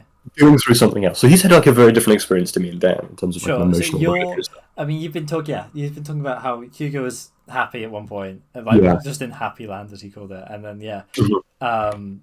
180, Now it's sad now. man, sat down, You're crying. there just talking with Dan. You're both high. You're Yeah, both having, I guess, a somewhat decent time. Especially you being able to yeah, like switch it on and off as you are. yeah, Um. yeah. And the conversation as well was quite nice with Dan. Mhm. I enjoyed it at least, even if it made no fucking sense whatsoever. But it was an enjoyable time. Yeah. Okay. And Uh, then so back to Hugo. like Hugo kind of finished his trip a lot earlier than the rest of us did, so he was sort of kind of done for a bit type thing. Hmm. Uh, and then eventually, like I came down, and then Dan came down as well. And that was kind of our experience of mushrooms, really. Sure. I mean, was it how did you hear from Aaron how they felt like watching you? And like Hugo especially, right? Because Um, the mood change yeah. there might have been in like how did Aaron feel kind of regarding that? Um, I don't know about the regarding the Hugo part, partially because Hugo Okay. sort of removed himself when he was being sad I type see. thing, which Yeah, yeah, sure. I think he wanted to affect the mood. I think he wanted to have some kind of alone time, or at least from the perspective of me and Dan, his comment was I didn't change very much, which is you know, I don't know if that's a good thing or a bad thing. I think Dan probably did change a lot. Dan felt like he changed a lot.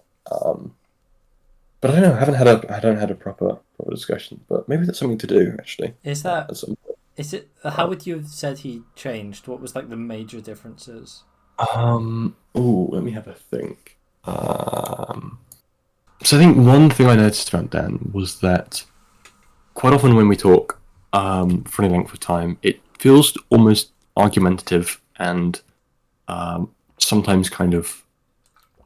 It feels very much like Dan is attached to what he knows, and it's hard to get him to move away from that in some sense, right? Yeah, Like he's sure. Okay. whereas with this, it felt like a lot like he was lot less attached to ideas, maybe, and a lot more like creative thinking. It was also like a lot less argumentative as well. Generally, like we kind of apologized a lot for some reason. and we were a lot kind of like it just felt very relaxed in a way, very weirdly sort of relaxed, laid back kind of like creative ideation to some extent. Um, and I think one of the thing he remarked as well was like his brain. I think his comment was he felt like he was thinking things a lot more, like he was just having more, I guess, thoughts. Just so, yeah, more thoughts generally. Yeah, like more probably like links to things that didn't make much sense. Like I know for a while he talked about like a bowl of assumptions, and he was trying to. I think he was trying to say that human evil is due to assumptions or something. Um, but for some reason he was very fixated on like this having to be a bowl of assumptions and whatnot. That was weird. And he talked about like abstract fractals for some reason. I was like, real fractals? This I like this shit. Okay. But I don't know why. We didn't really talk about them that much, to be honest. It was sort of sad, really. But the fact it came up. Yeah, the fact it came up just was a thing for some reason was really strange. But yeah, very. I guess like the laid back feeling was a thing there. And yeah, very. It felt very like weird and creative, and just like both of us were more willing to go along with an idea type thing. Sure. And then from that part, they were quite nice. I think the only thing, really, the only downside of mushrooms, to be honest, at least some, I guess, truffles, I should say, that I can tell. And there are different types of like truffles, and maybe they have different effects and different strengths and so on. Yeah. You're not suggesting that this is any truth to it. It's a personal experience with one type. Yeah, exactly. But would do them again, probably, but not in any hurry to take them out. But the experience would be amazing if it weren't for the bitter taste. Like, it would be So it lovely. really was just the taste of actually Yeah, taking them. that was really the downside. But then again, like Yuga's experience was very intense, right? Like, I think he was glad to have done it, and he said it was actually really good. But it was like very emotionally sort of high and low. And there's always a possibility of like you take mushrooms and you have that intense experience. And I think having that intense experience regularly probably wouldn't be as enjoyable because it's probably quite like exhausting and so on to have.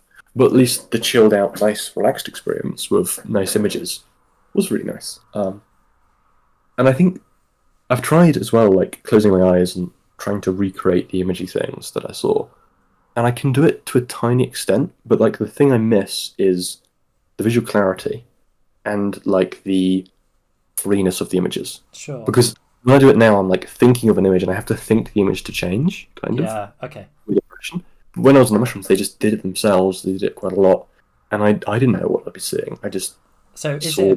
it's dreamlike? Is that Yeah. what you're saying? Yeah. Yeah, it's like a dreamlike aspect to it. Yeah. And yeah, it was Kind of too consciously thinking about the images for it to Yeah. be as enjoyable free. potentially as free. Yeah. Yeah, it's free and it's enjoyable as well. And there's also just something nice about like they felt different from dreams as well. Perhaps because I'm actually awake during them, so there's maybe more remembering going on, more experiencing going on. But they also just felt a little bit. Yeah, I think also when you're in dreams, your dreams make sense quite often, which is weird. But when you're like, seeing those images, I think there's the factor that they don't make sense and you're aware. And I think that's maybe where like some of the anxiety and nervousness came from, was this stuff doesn't make complete sense type thing. Okay. Maybe. Sure. I mean, yeah. it kind of can make some sense. Yeah. Yeah, I have no idea if that's correct or not. But that's at least my impression. But yeah, they were a nice time. And then we just kind of like explored Rotterdam afterwards. It's a lovely city. Yeah.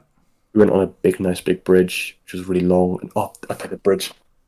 It was beautiful. So it's huge because it's a big river, and on the bridge, right, they have on the outside of the bridge they have walking lanes, then they have bike lanes, and they're one-way bike lanes. Then they have car lanes, and they're one-way car lanes, and then in the middle they have tram lanes. Like, they have 4 different modes of transport on one bridge. And it's a big bridge, and it's a lovely modern bridge, and it's it's delicious. It's delicious. And Rotterdam itself is, there's some very curious architecture going on in places. Like, there's lots of these sort of bridge type things. A lot of the big buildings have like random holes in them. Okay. Or they've got like weird shapes. which is really cool. So like the architecture is just interesting and cool, and the buildings are quite dissimilar from each other. Yeah. I think we saw like the public library, and you looked at it like, what is that building? Because it has like a bunch of these huge yellow like pipes going up the outside of it. So it Oh, looks sure. Yeah, yeah. really weird. And then it like, I think Aaron looked it up online and was like, that's a public library. And I'm like, that's Rotterdam's public library? What? Oh, so it has this Oh, like it's just very unique and weird, yeah. It's and that's just kind of cool for something that is just like like a library. a significant building. Yeah, a library. Yeah, it's just As a library, especially. Yeah, I mean, with like the general kind of consensus about what a library would be, the like old, traditional stuffy, boring, right? old Type. stuffy boring. Yeah, that's kind of cool. That it's And it's got. like this, yeah, modern weird building with bright like yellow orange pipes all over it. That are quite big. That's cool. Um, and just it's just nice. It's just nice. And there's like a weird island in the middle of the river type thing, which you don't really know is an island, but kind of is. And it's just nice to walk around. Mhm. Uh, just a nice feel to it. And so it was really enjoyable. And so Yeah. we get back to our hostel, and I think we got food going back on the way back, which ended up being at like some small hole in the wall foodie place, which is like modeled after an American diner, I think, kind of. Okay. Is it like Texas flags on the wall, but it's just a singular Dutch guy running it. Um, Fair enough. Weird, but it was nice food. That works then. Yeah, it's really really nice, like nice food. Nice beer as well, actually. The beer was pretty good. Hmm. So yeah, that's like our Wednesday, and That's then Wednesday. Okay. on Thursday the plan is to go to The Hague, Sure. because so we're going to The Hague for basically like one reason, which is sort of I guess actually the thing I forgot to mention, which is really honestly the main reason for me to go to the Netherlands, because I want to go to the Escher Museum. Um, Yeah. Okay. you sound defeated. No. For those who don't know, There's nothing wrong with that. Escher is a wonderful artist with lots of cool artwork that's kind of recursive or like stuff that can't happen in like real life geometry type thing. So Sure. you've got like the watermill that like flows uphill type thing, but it doesn't look like it's flowing uphill. You've got like buildings that can't exist geometrically, but they look normal, and like Okay. all these ideas going on, different ideas of like infinity, and he's got some cool like drawings of lots of like tessellations, so it's like space filling patterns that repeat themselves. Mhm. And he's got a bunch of stuff that's linked to like hyperbolic geometry representation, which is pretty cool. It's just like a really nice All right. art. All right. So that was part of the reason as well, was because I could go and see the museum. Where Sure. Okay. I mean, fair enough. like- I was completely unaware that this was at all a reason that you wanted to go. Yeah. It was there. It was actually like next to the drugs type of things, and I think this was also the more official reason I told my family when I was going was like, oh, you're going to the Netherlands, I'm going to go see the Escher Museum and just also see what the Netherlands is like. Blah, blah, blah. You say the more official. Did you tell them that you were planning on taking drugs there? Afterwards, yes. Sure. So after I'd done it, but not beforehand. I see. I see.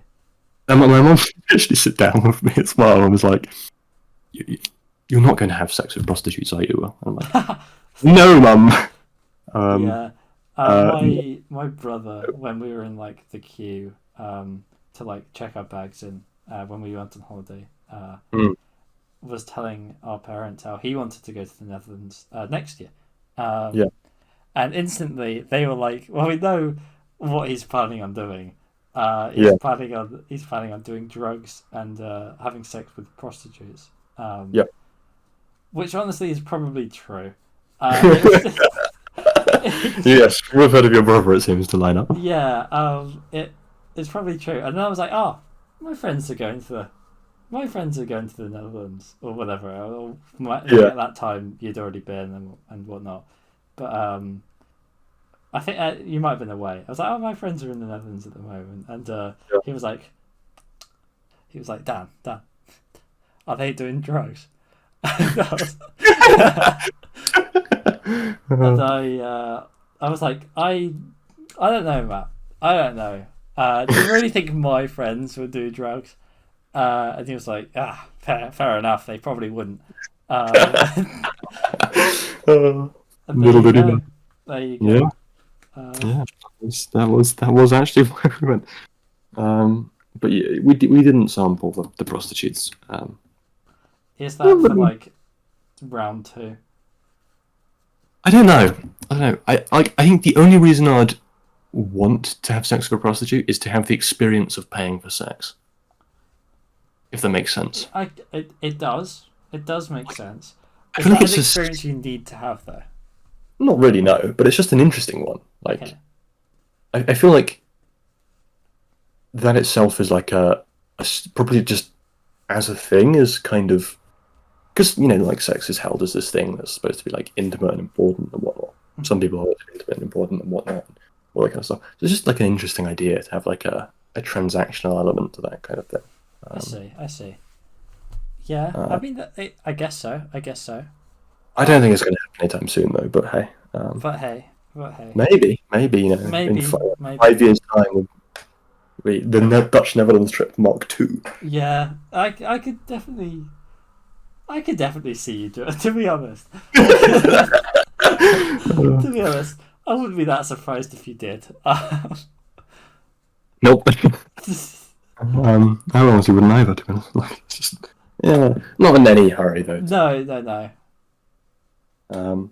But anyway, so The Hague. So yeah, we went to The Hague, train journey there, nice and easy.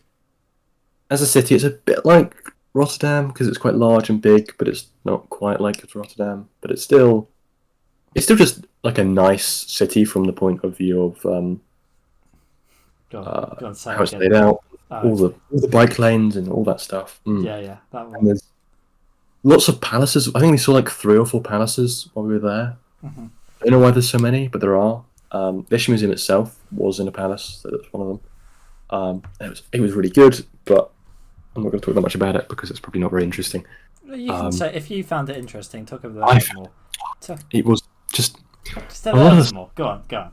Go on. it was I'll allow it. so, I'll allow it. it was so just it was so cool because you got to see like just the development of his art and like because Escher was a artist who did mostly like woodcuts and like lino sort of cut things where he's printing type stuff. Yeah. So you got to sort of see like some of the early kind of sort of work that he'd done, which was a lot like lower in detail and complexity, and you can Hmm. sort of see how it like builds into this more complicated stuff. And it's just so cool. And so much of the art's so cool. And also there was a point as well where I was like, there was something which is talking about some of the stuff linked to like hyperbolic geometry and so on. It's like Escher met with Roger Penrose and a few other mathematicians, and they gave him inspiration and stuff. And it's like that's super cool because Roger Penrose is like I think visiting professor for the uni I go to, and like the sort of courtyard outside the maths building has like Penrose tiling, and it's so cool to have like I guess that connection and that like Yeah. realize like oh this place I've been where this guy teaches who was like actually talked and interacted with this cool artist who I really like it's such a cool thing to like find out. Hmm. And there was a bunch of like more modern kind of art as well, which was less good, but it was still interesting to see like these sort of weird sort of things that are going on with like a bunch of stuff involving like mirrors and or like reflective glass, and I think it was called like op art or something. It's like this sort Oh of yeah. Yeah. No. Sure. art stuff. Hmm. Um, and one thing I found strange was even in the museum that like Escher was asked about this stuff, and he said he didn't know what it was and didn't consider himself an op artist. But like they still put a bunch of this stuff in the museum for some reason. I'm like, why? Like, he didn't. Nah, well, it's whatever. Yeah. Um, I see. I see. yeah, but Is it was. because I don't know whether you've been to like many exhibits and galleries and stuff like that previously. Like, is that something that you enjoy doing? Um, Really, I'm trying to no, think. because I don't think I've heard you ever really talk about it. Um, but is it No, something you want to do more of, or was uh, it only that kind of specific one, or maybe a specific couple? I think I would do more of it. I think, no offense to Aaron and Dan, 'cause I'm very happy that they put up with me as I went around, and maybe they enjoyed it. I have the impression they like enjoyed it definitely less than I did possibly, and maybe there was a little bit of like putting up with me like type thing going on, Yeah. which I'm grateful for. I don't know if that's accurate or not. Um, but it'd be interesting to like go around art galleries with like Dan, Parsons it is, and like get like his art history take and stuff on the art. Sure. Yeah. That would be like a cool thing. Because I feel like, at least with an art gallery, you can very easily go around it, look at pictures, and go, "Oh, these are cool," and that's kind of it. And equally, you can like go around, look at them, and go, "These are cool," and then understand like some of the history or what's actually going on in the piece. So, with some of the echelons, you can like see like, oh, this is a particular representation of like infinite recursion or something. This is like some of the ideas that's going on here. You're such a nerd. I know. Shush. Yes, I am. And so that made the experience, I guess, better in some way, nicer. Yeah. You like know more about it, type of thing. And, like fits in. It's like, oh, okay, this is cool. Like or some of these ideas of like tessellation and stuff, and it's just nice. So I feel like that element would be enjoyable. Sure. Art can be really cool sometimes. I think art with like the story attached is what makes it. Yeah, I think so. When you engage or are able to engage with it, that's kind of nice. And like either through understanding it or whatever. Yeah. But yeah, that sounds alright. That sounds like it was a good time. Anyway. It was. I enjoyed it a lot. And then we just kind of wandered around the Hague. Ended up, I think, getting food in like Chinatown in Hague, which is one thing they had, which was quick, was like their street lights were like sort of a wire that's strung across the street with a single lamp in the middle. And when we were near the palaces, like the lamp changed to a crown, and we were in Chinatown, it changed to like a Chinese lantern type thing, which was like just a cool little element, of like kind of city design, which is just kind of cool and nice to see, like these little decorations type things. But yeah, so we had food there. Yeah. It was a nice experience, some nice food. And then we ended up coming back, and during this time Hugo had been like shopping in Rotterdam, because that's what he wanted to do. Sure. Done that. And then we come back and we're like, we might as well try the edibles then, because it's it's like Thursday. It's Thursday, leaving tomorrow. Might as well. We've got them. We'll try them. So now the thing you're supposed to do with edibles is you're supposed to try a little bit and you're supposed to wait a while. So we tried a quarter each. Aaron wasn't having any, as sort of as expected. That's what's expected, I think. Yeah, and that's probably again for the best that at least someone wasn't, even if they're not really sure what to do. Good to have someone there who's sober. Yeah. And so we try a quarter, and nothing happens for like half an hour. But like we're supposed to wait 2 hours, that's fine. And nothing happens for an hour. We're supposed to wait 2 hours, this is fine. Nothing happens for an hour and a half. We're supposed to wait 2 hours, this is fine. Except Dan was like, why don't we just have some more? Nothing's happening. That is, oh no.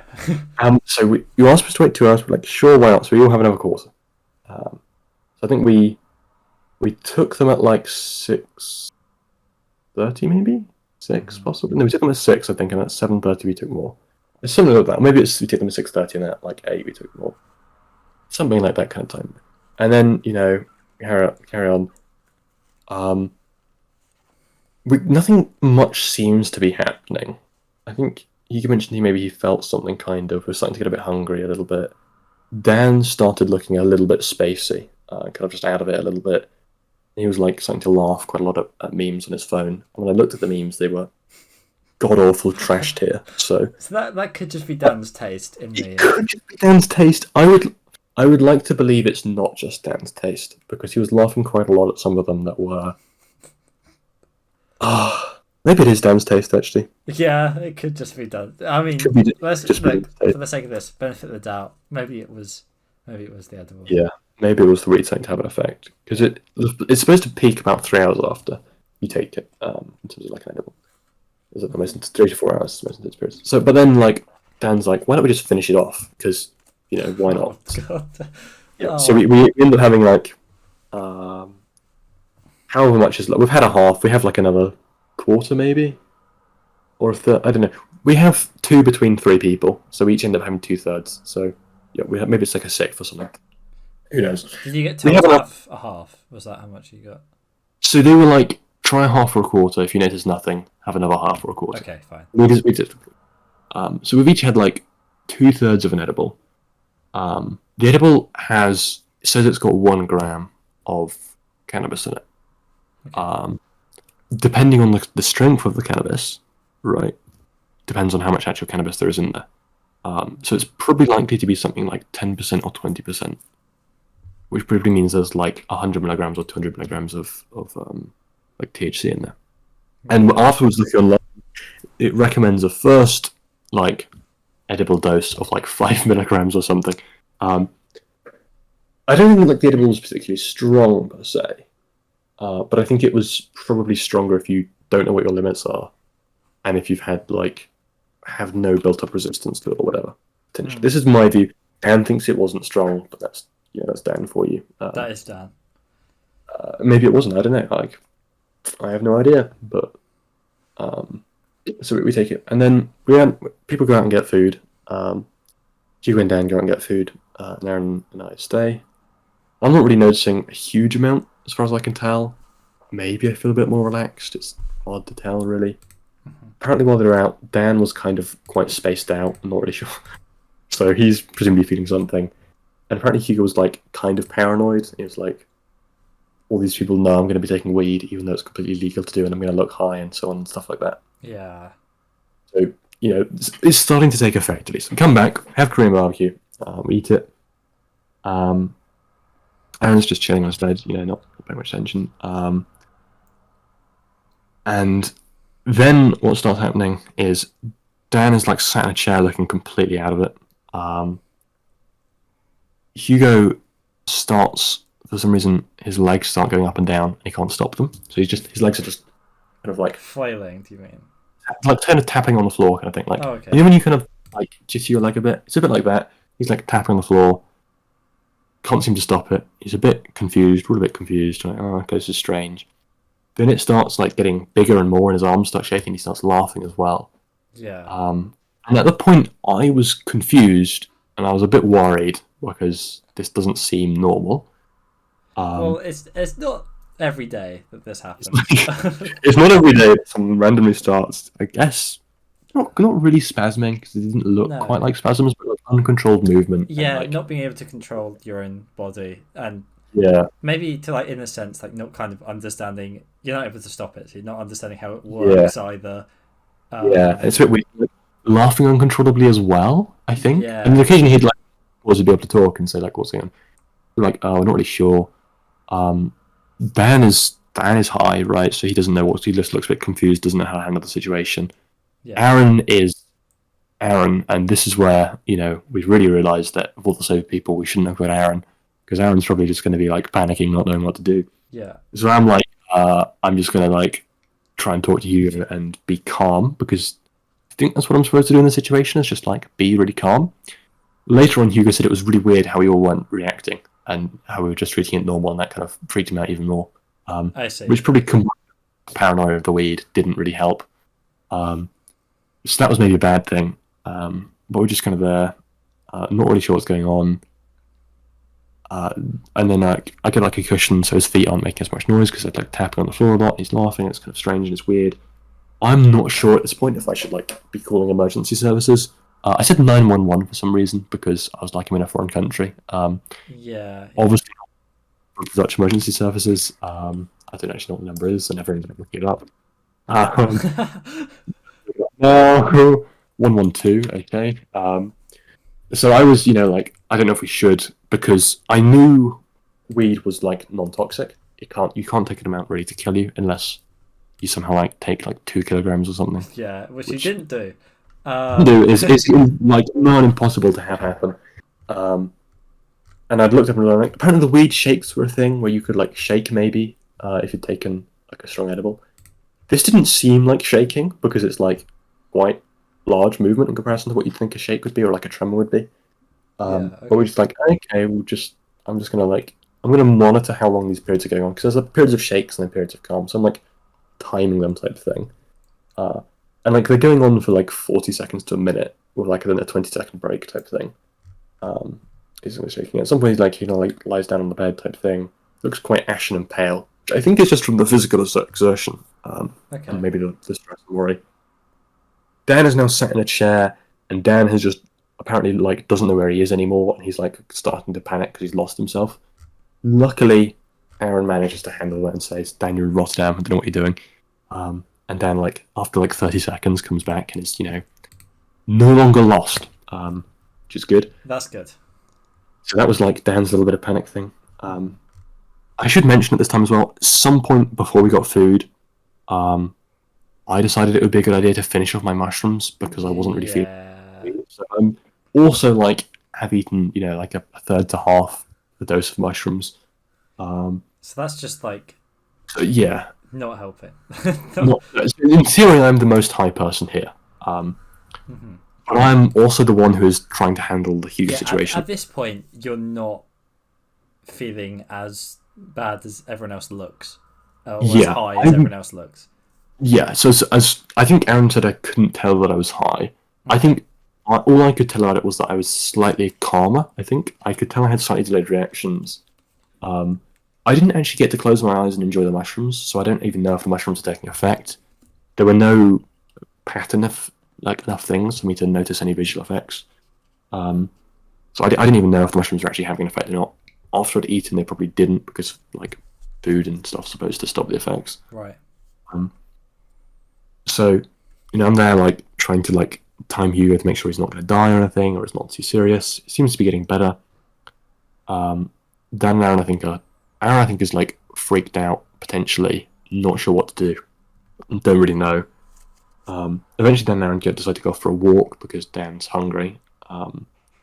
Still, so they go off, and they end up being gone for like an hour or something. I think, maybe. Yeah.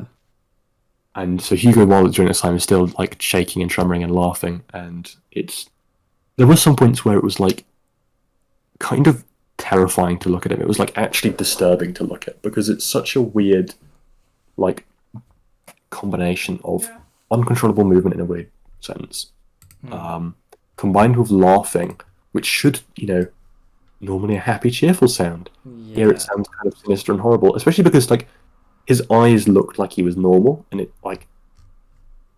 was such a weird combination of things that was actually kind of terrifying at points to look at, and like I kind of had to avert my eyes at some points because it was just too. It was just this. I imagine kind of creepy, weird. Yeah. Yeah. So weird. So weird. It's one of those things where we talked about what was going on in like Dungeons and Dragons. There's a spell called like Tasha's Hideous Laughter, and what it does is it just makes like an opponent laugh uncontrollably. And previously, whenever I played D&D, it's kind of a funny idea, right? Someone just laughing uncontrollably, they're like incapacitated kind of thing. Like in hindsight, that spell is horrifying and should psychologically scar like people who have to witness it because it is so like disturbing to witness. It's so like strange and weird and just like it's just Yeah.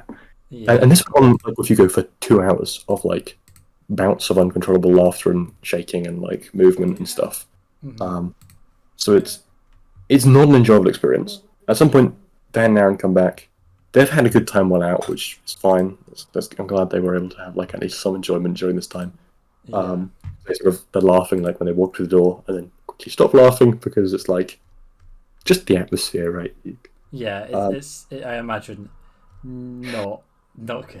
Yeah, no, not positive vibes really. I don't think. But they've been to McDonald's, and Dan just hands me like, is it like a frappuccino or something? Like the cold coffee, sugary caramel drink thing. Maybe. I don't know what it is. Possibly, but it's like sugary iced coffee. So I'm just there, sat drinking this sugary iced coffee, looking as like the last spasms are still going through Hugo's body type thing. Yeah. Weird experience, very weird experience. Eventually, he kind of goes to sleep, or tries to go to sleep, and it's still occasionally kind of spasming type thing. There's a band outside on the street, or people playing music and partying until like 1:30. So we're sort of kept awake until then, and eventually we kind of fall asleep collectively. And so that was the weed experience. Yeah. Which was. And then it just kind of stopped, did it? Just. Well, When so it, like, was it? How was it? Yeah. It was like you kind of petered out, I guess, kind of like they got fewer and fewer and fewer. Um, and I guess they kind of, but in the morning, Hugo was still kind of twitching, like a bit like, with like Tourette's tics kind of thing, where it's like an Yeah. uncontrollable movement or something. It was a little bit like that, I think. Okay. Occasionally he'd just like laugh as well. And I think it was an uncontrollable laugh. I got slightly better, I think, at being able to determine if it was an uncontrollable laugh or not. Um, but that was a thing that was like there for the morning and kind of maybe later on in the day, I don't know. But I think it was like going away, very much so. I see. Yeah. So, yeah, the following morning, we originally the plan was to go to Amsterdam and spend like some of the day in Amsterdam, but we woke up at like 10. The train journey's an hour to Amsterdam. It's like no point really. It was a very ambitious plan. So we ended up just like walking around, getting food at a cafe. I want to buy some chocolate for my mum, and I also buy some of the what are they called? Struiswaffles or whatever. Oh yeah. Butchering the pronunciation. But those like really very typical Dutch waffle things, which are actually lovely, and I love them, and I don't know how to make them, and I'm sad because I want more of them. They are amazing. The Dutch baked food was really nice that I had. I will say that much. That seems to be really the only thing that I can tell. The only Dutch cuisine experience I had was baked goods, but they were very nice. Yeah. And so we kind of spend a bit of time in Amsterdam, in Rotterdam, catch the train off to our flight. We leave the train station. We get on the train at like 1:10, and our flight's at 3:50. And the train is delayed, I think, by like 5 minutes. But we leave. We get to Schiphol Airport. We go off through the airport. We sort of find out where we're going, type thing. Kind of large airport. A lot of shops still, but this time on like our side of security. So it's very much unlike Gatwick, which felt like the shops were on the other side of security. All the shops were on this side of security, for some reason. But we queue up, and it takes us like an hour and a half to 2 hours or something to get through security. Like it's a huge long queue. It's actually queuing for ages. I think then we go off. Our flight's been delayed. It was actually really lucky because I think if our flight hadn't been delayed, we'd actually have missed the flight because security that's so long to get good through. that it was then. Yeah, so happy accident. Flight's delayed. We end up going through and like just chilling and near the gate for our flight. We end up boarding the plane. I think it was at 6 or something maybe. Yeah. So we're a bit later. Then or was it at 5 we boarded? I can't remember. 6 or 5, one of them. Then the plane has like a 45-minute wait until it's actually got room on the runway to take off, kind of thing, right? Because it's been delayed, so it needs a new slot and all that sort of stuff. Yes, I see. So we're on the plane for 45 minutes. Eventually it takes off. Flight's like 50 minutes to an hour type thing. So we've just been on the plane ages at this point.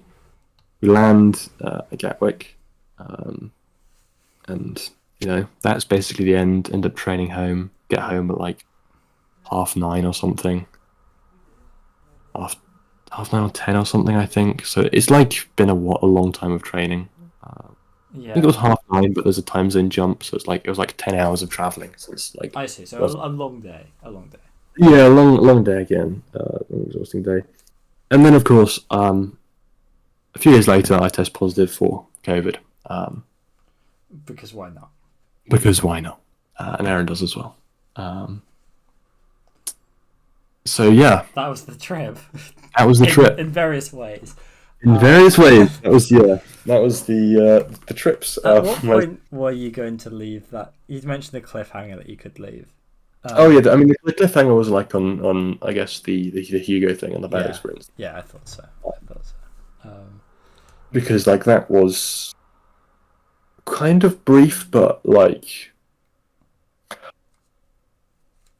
at the end of the day, he didn't die. I think there's no permanent damage from it. So my god. No, it's fine. And it was a very strange experience. Wasn't what I'd planned, obviously. Ideally it wouldn't have happened, but I'm not completely disappointed with it as an experience because it just was a more of an experience, right? Which Yeah, sure. is kind of hard Okay. to replicate. Maybe it's good, maybe it's bad. I don't know. Hmm. You need to make a judgment per se, Yeah. but it was an experience. So It's an experience that you've had. I think yeah, the easy question to ask is, would you do it again? Like either the yeah. mushrooms or the Oh, okay. edibles? Um, Focusing I on did. that one first, not the trip itself. Like, would you those two I would do individually? mushrooms again.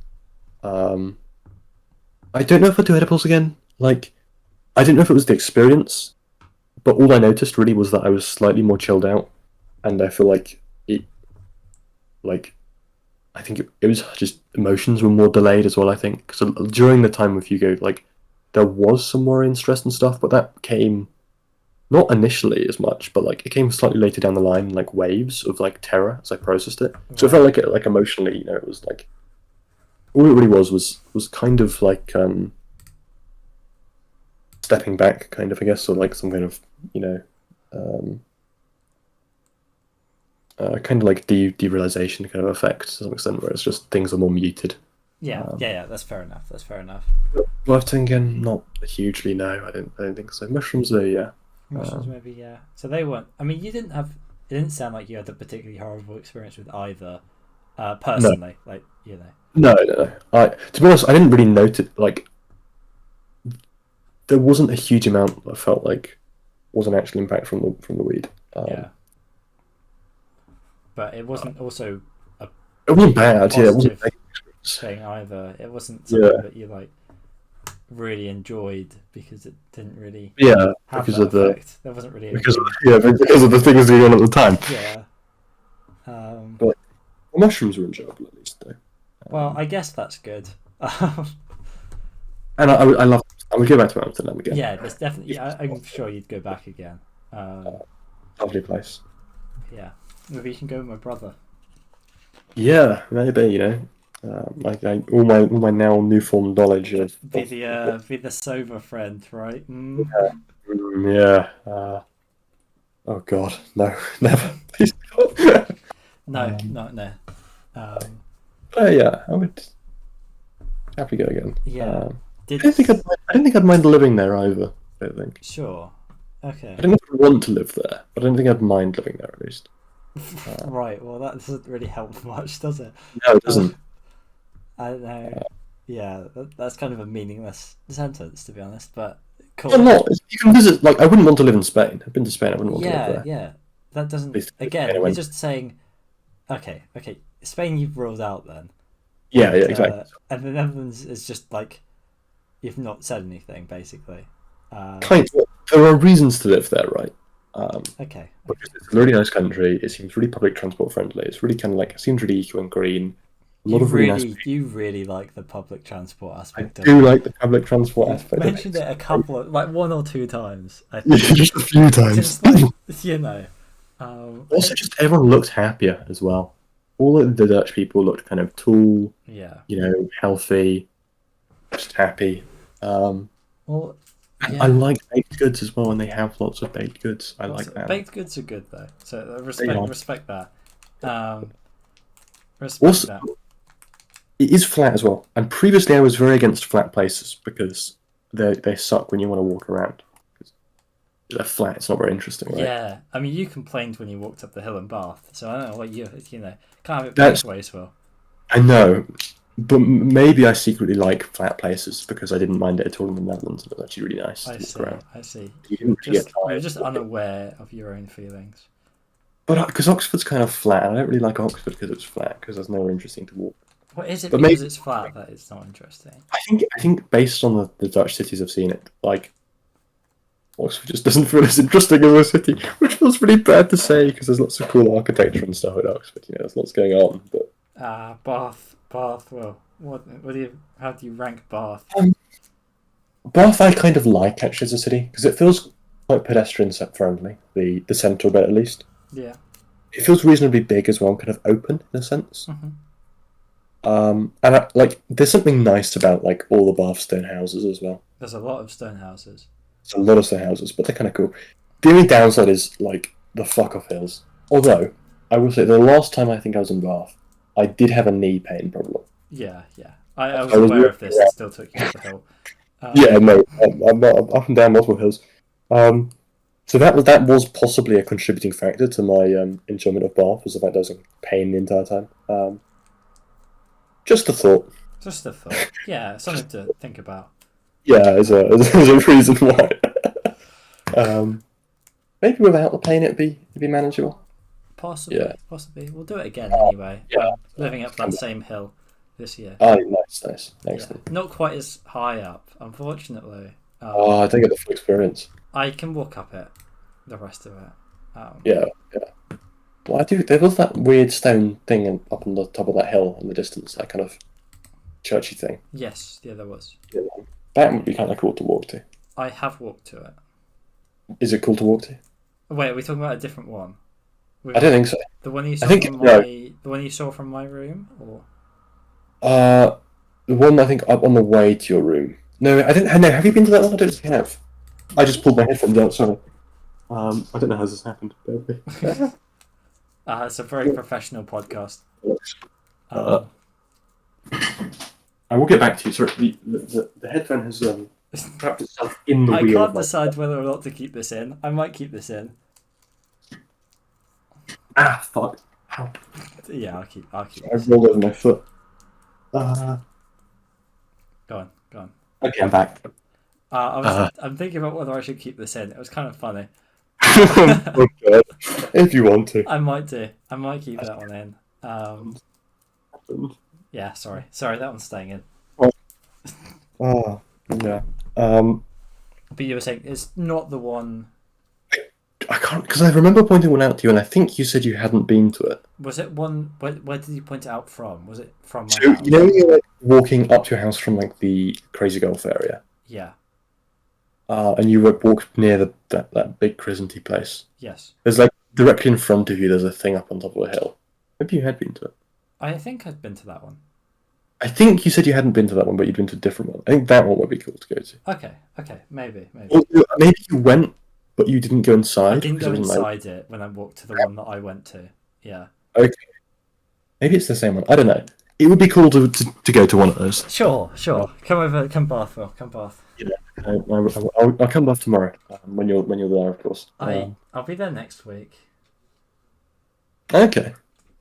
I'm not going to come next week because you're probably like moving into your house or something. No, I'm tidying my previous house a little bit. Oh, okay. And then dropping a key off. So like I need to do that for like half hour, and then I see. Yeah. Yeah. Sounds like a great travel usage. Look, if it means I can not have to do it the week after, that's ideal. Actually, yeah. Reasonable. Yeah. Mm-hmm. But yeah. I mean, is there anything else you want to kind of reflect on from the trip that you haven't been able to talk about? I mean, I guess based off the debacle with the cable, like when we were in The Hague going to the ramen restaurant, neither Dan or Aaron wanted to use the door, so I went up and used the door and tried to open the door, and I couldn't open the door. So I walked away from the door. Like, it's not closed. There's people in there. It's strange. We kind of stood outside awkwardly for a few minutes, then I went back up and tried the door again. Couldn't get it open, and walked back. This feels really weird and awkward. Like the door should open, and then I'm like, Dan, you just go and try the door. And it turns out it was a push door, and I just hadn't pushed hard enough. Right. And that was sad. That was sad. You should have pushed harder, Will.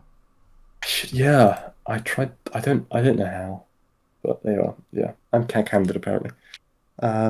What do you know? Yeah. Anything else on the trip? Nah, I don't think so. It was good. You enjoyed it. It was good. I like the public transport. I like the power lines. The power lines are cool. Okay. I mean, that's another Because thing. They weren't as tall as our power lines, but they looked bigger than our power lines. Right. You know the metal giant power lines? Yeah. Like, I like those. You like them? Yeah.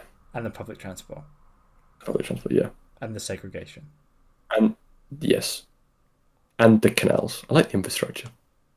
I see. Sounds good. I mean, that is kind of everything. It's been a different format today, a little bit. And Yeah. You've done, as you know, Dan would probably say it's been the same, that you've done most of the talking. We're just keeping that consistent. Yeah. you've done most of the talking. It's been interesting to kind of hear about. Yeah, At least I've enjoyed it. I don't know. No, again, no one's going to listen this far in. that's true. Probably. Yeah, unless they just skip to the end to hear like the bits that no one's going to listen to. But they'd only know that if they actually already listened to it. That's true. That's true.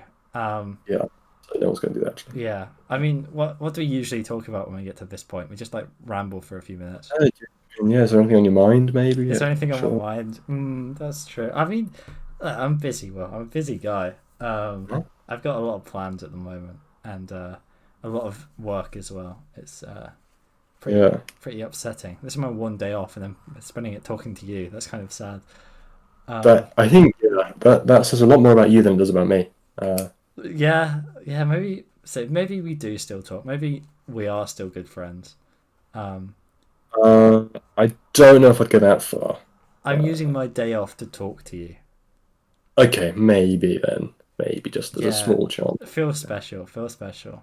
If I had like a list of people that are Yeah. important to me, Yeah.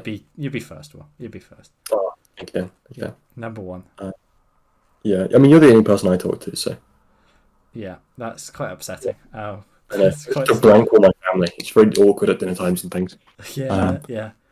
But that's true. But you know, I manage because that's it's an important thing to maintain. Yeah, I guess so. It's probably a good thing that you can yeah. maintain just conversation with me. The only And you alone. Yeah. Ignore the fact I've just talked about how I went on holiday with people and talked to them, but that didn't really happen. It was all a lie. Yeah, that it was a good story that you made up on the fly. I know. My Pretty good at this. Maybe you should write a web novel. maybe I shouldn't write a web. True. True. I could make like a travel blog. You could make it travel. Well, I need something on your blog.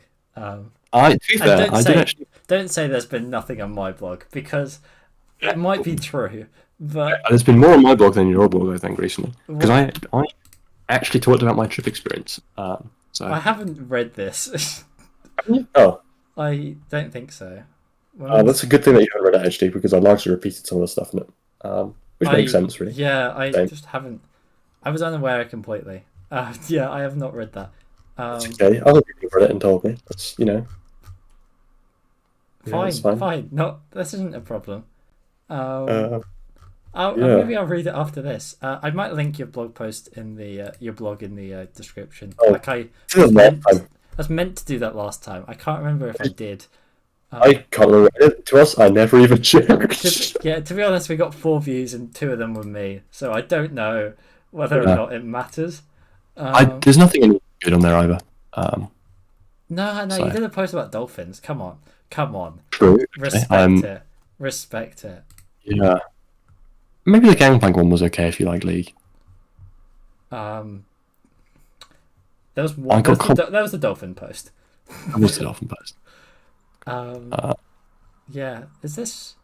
I mean, we're pretty close at this moment in time to having 0 views on the episode because it's got 48 on the first one, 15 and 14 and 4. We dropped off, didn't we? There was a between that 15 and 14. Yeah, it didn't last that long. Yeah, I did. Right. I did not link it last episode. My bad. It's probably for people's benefit, actually. I don't think many people missed out. No. Although maybe if you like listening to the podcast, maybe you'd enjoy the. No, I can't even say that. I don't think that's true. Go on, go on. No, that's not true. We need to plug. We need to plug something. Go on, we'll do it. Why don't we plug your thing? What do you want to plug of mine? I haven't You haven't done posted it much on my blog recently. I did the poll from Zero a couple of weeks ago. Yeah, there you are. That's something. I imagine there'll be another poll from Zero somewhat soon. Ooh, exciting. Yeah, we'll see. I don't know how far I can avoid doing that anymore, given circumstances, but we'll see. Yeah. That's exactly where they should plug. We should plug your thing, because new stuff's going to be coming out at some point. That's true. There will be new stuff on sorospaceblog.com at one day. I mean, I've been doing the odd like one shot for my web novel, like writing character prologues and stuff, which Okay. I've Yeah. sent to a couple of friends, not you, obviously. Um, Yeah, that's maybe I'll send you one after this. Just let you have that would be nice. let you have a read of like the one I wrote on the plane back or something. Yeah. Oh, yeah. I'd like that. Yeah, Yeah. I feel like doing that. I feel like doing. I give you a little taster. Yeah. It's not like amazing. I did it on the plane with no internet to check anything. I mean, I've read my own writing. Don't worry, my standards are low. Okay, that's all good then. That's all good then. But we got that. We got that slowly progress. It's been fun to like do planning and stuff for that. Me and a friend have just like some nights just randomly like message about something, and then we end up like having like a hour-long brainstorming session for like our own web novel ideas, because they're writing That's one as kinda- well, and that's Yeah. been really fun. Yeah. And definitely like incredibly productive for like wrapping, like trying to sort of tie together things that ideas that you want to put in but also don't make sense quite so much, and then like altering stuff so that themes make sense and all this kind of idea. Yeah. It all like feels cohesive. All like it feels cohesive, and like, you know, if you had to write a story and you wanted it to be logically consistent, maybe some tips and ideas around that would be in episode 4 of the podcast. Yeah. Who could possibly, if somehow attached to this one before that one? But hey, I mean, not many people listen to that one, so no. it could, Don't know if that means many people will listen to this one. most likely not. There you go, end of sentence. Most likely. Most likely not. I mean, what we have our usual things that we talk about in the podcast that we just kind of haven't mentioned today. That's true. Yeah. The topic not being about media, which is very sad. I know. There's no mention of ReZero. No mention mention of Zero. Haiku. No mention of... Can we like fix that? Can we like fix that? We could, yeah. We could. Um, We could. I mean, Yeah. let's do like a really tenuous link. Tenuous? Okay. Is tenuous? the Yeah, right word? tenuous. I think tenuous is the right word. Yeah. Let's do a really tenuous link and talk about how like, you went abroad to the Netherlands. Do you know who else went abroad? Uh-huh. Well, Haiku.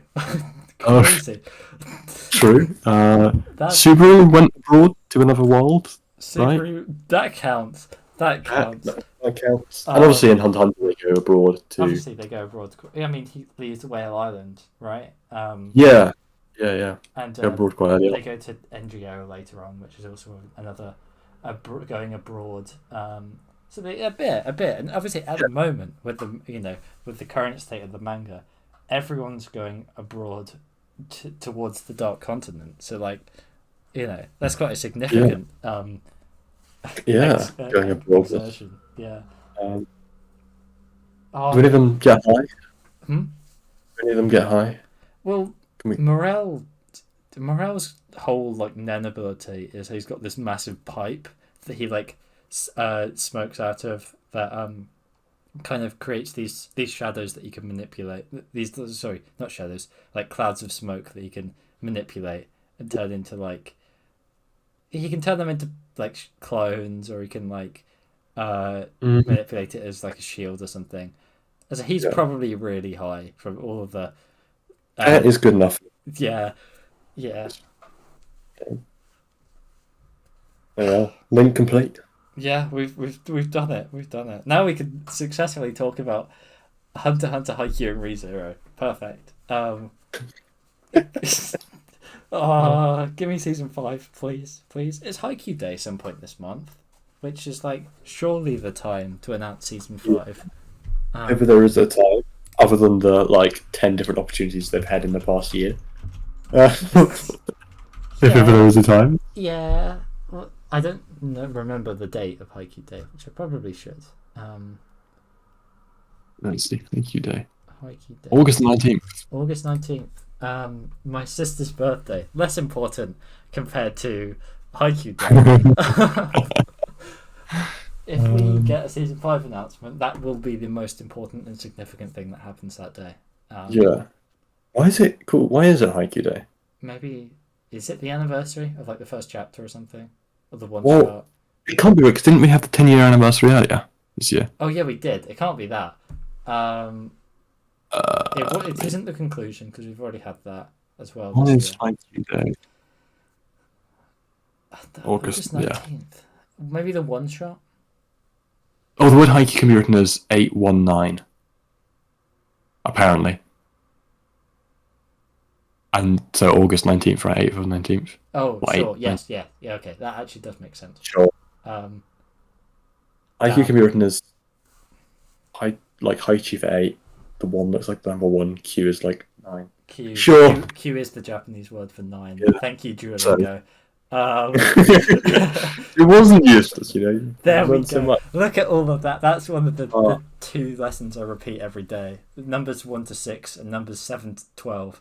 oh, So 9 it's is separate lessons. they are separate lessons, yeah. Amazing. So I'm all good. I'm all good on that. Yeah. Yeah, yeah. We're all good as well because we've tied in.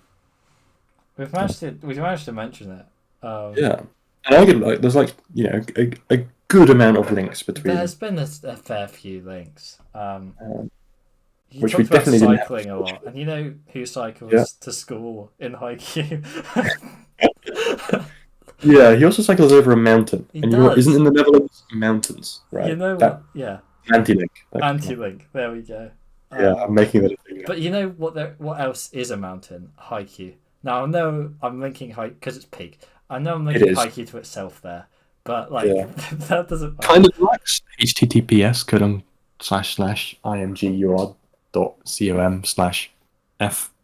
imgur.com/fv061 no f061 vpt. VPT is definitely right. Yeah. Yeah, yeah. I know the Um, link. I know the link. if anyone is listening to this, type that in. Let me just check if I got it actually right. Yeah, and read that out again because you kind of stammered over it a little bit. Struggled through it. https://imgur.com/ I can't remember which type of slash is the I don't know forward slashes. They're forward Like let's get slashes. f061 vpt. Oh, it's good. It's good. There we go. There we go. Type that in. It is safe for work in case you needed that. Yeah, Um, it's capital F as well, and lowercase vpt. I should specify actually. yeah. Um, Um, I hate the fact that I know that. it's just yep. You know that better than I know basically anything from my degree. Same. Oh god, why are we doing maths? Why are we doing? I don't know. I like numbers. Did you want to do it? Well, we didn't see them anymore. No, I like Greek. L. Actually, all I had really in topology was just diagrams. Oh, it's really sad. The word holomorphic. I saw someone. Did you know? What's his name? Charlie Sherwin. He was the year below us at Bishops. Oh, no. Oh, okay. I What- thought you what- did. I thought you might what have known them. well, maybe. He did some maths competition with Tom, I know, and I think you were there. Oh, I know. Oh, yeah, he was annoying as fuck. Yes, I Yeah, saw him the yeah. other day.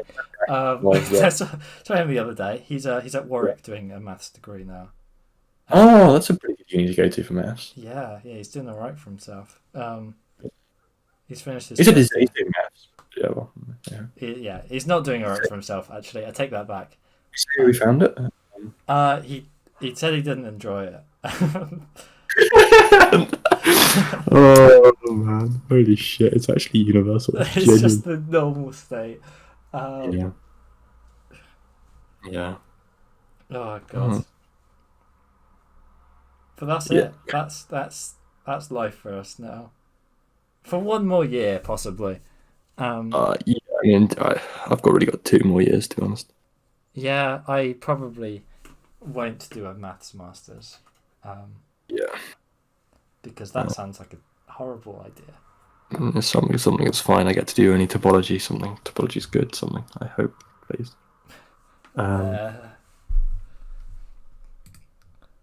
On that note, on that note, that was today's episode of the Very Cool and Epic podcast. Any kind of final bits we wanna? Do you want to plug anything? We've already plugged both the blogs, sort of. Follow us on Twitter at Very Cool Podcast. We tweet about once every 3 months.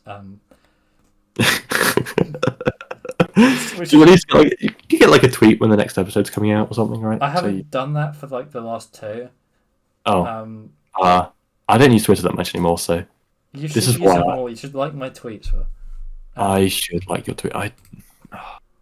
It was part of my like exam strategy was to just remove any and all possible distractions. Okay, don't bring it back. Yeah. Yeah, fair enough. Follow us on Twitter at Very Cool Podcast. We haven't tweeted since April. But you know, maybe I'll do one later. Maybe. And you'll only know if you go and look at it. Check us out. You can listen to this podcast on. We could say that at the start. We should probably say this at the start. But, we are the only podcast on Spotify, and we're also on YouTube. That's those 2. I haven't sorted out anything else because no one else cares. Exactly. I mean, if we're doing it like the proper one's Apple Podcast or something, right? That's the one where everyone gets like rated and Yeah. Is that right? I don't know. No one has rated us negatively. No one has rated us not 5 stars on Apple Podcast. True. Yeah. We are also like, we don't know how good it would be. We could be number 1 theoretically, right? We could be anything we want to be.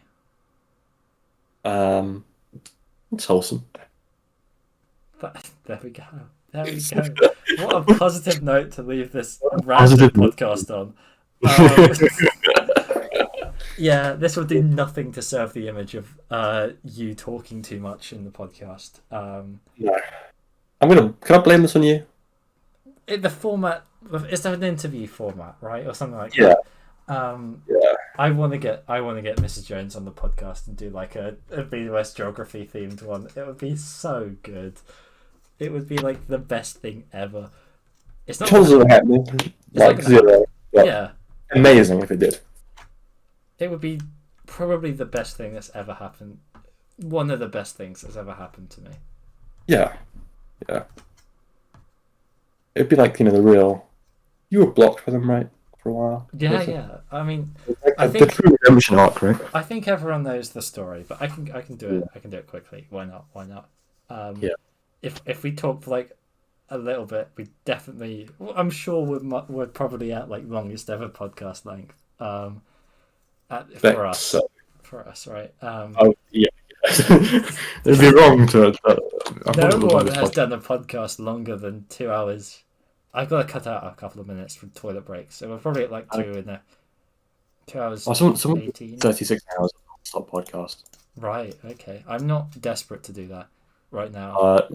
Neither. My last experience of being awake for 36 hours was the holiday thing, which was not pleasant. So not that long ago.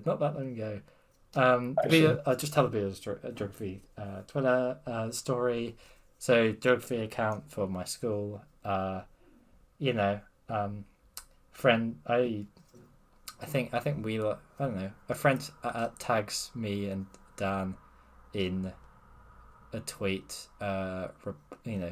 As a reply to a tweet that they made, and I think at the time we both tweeted some weird or edgy stuff or whatever. I definitely did, and we got blocked. We both got blocked by the account.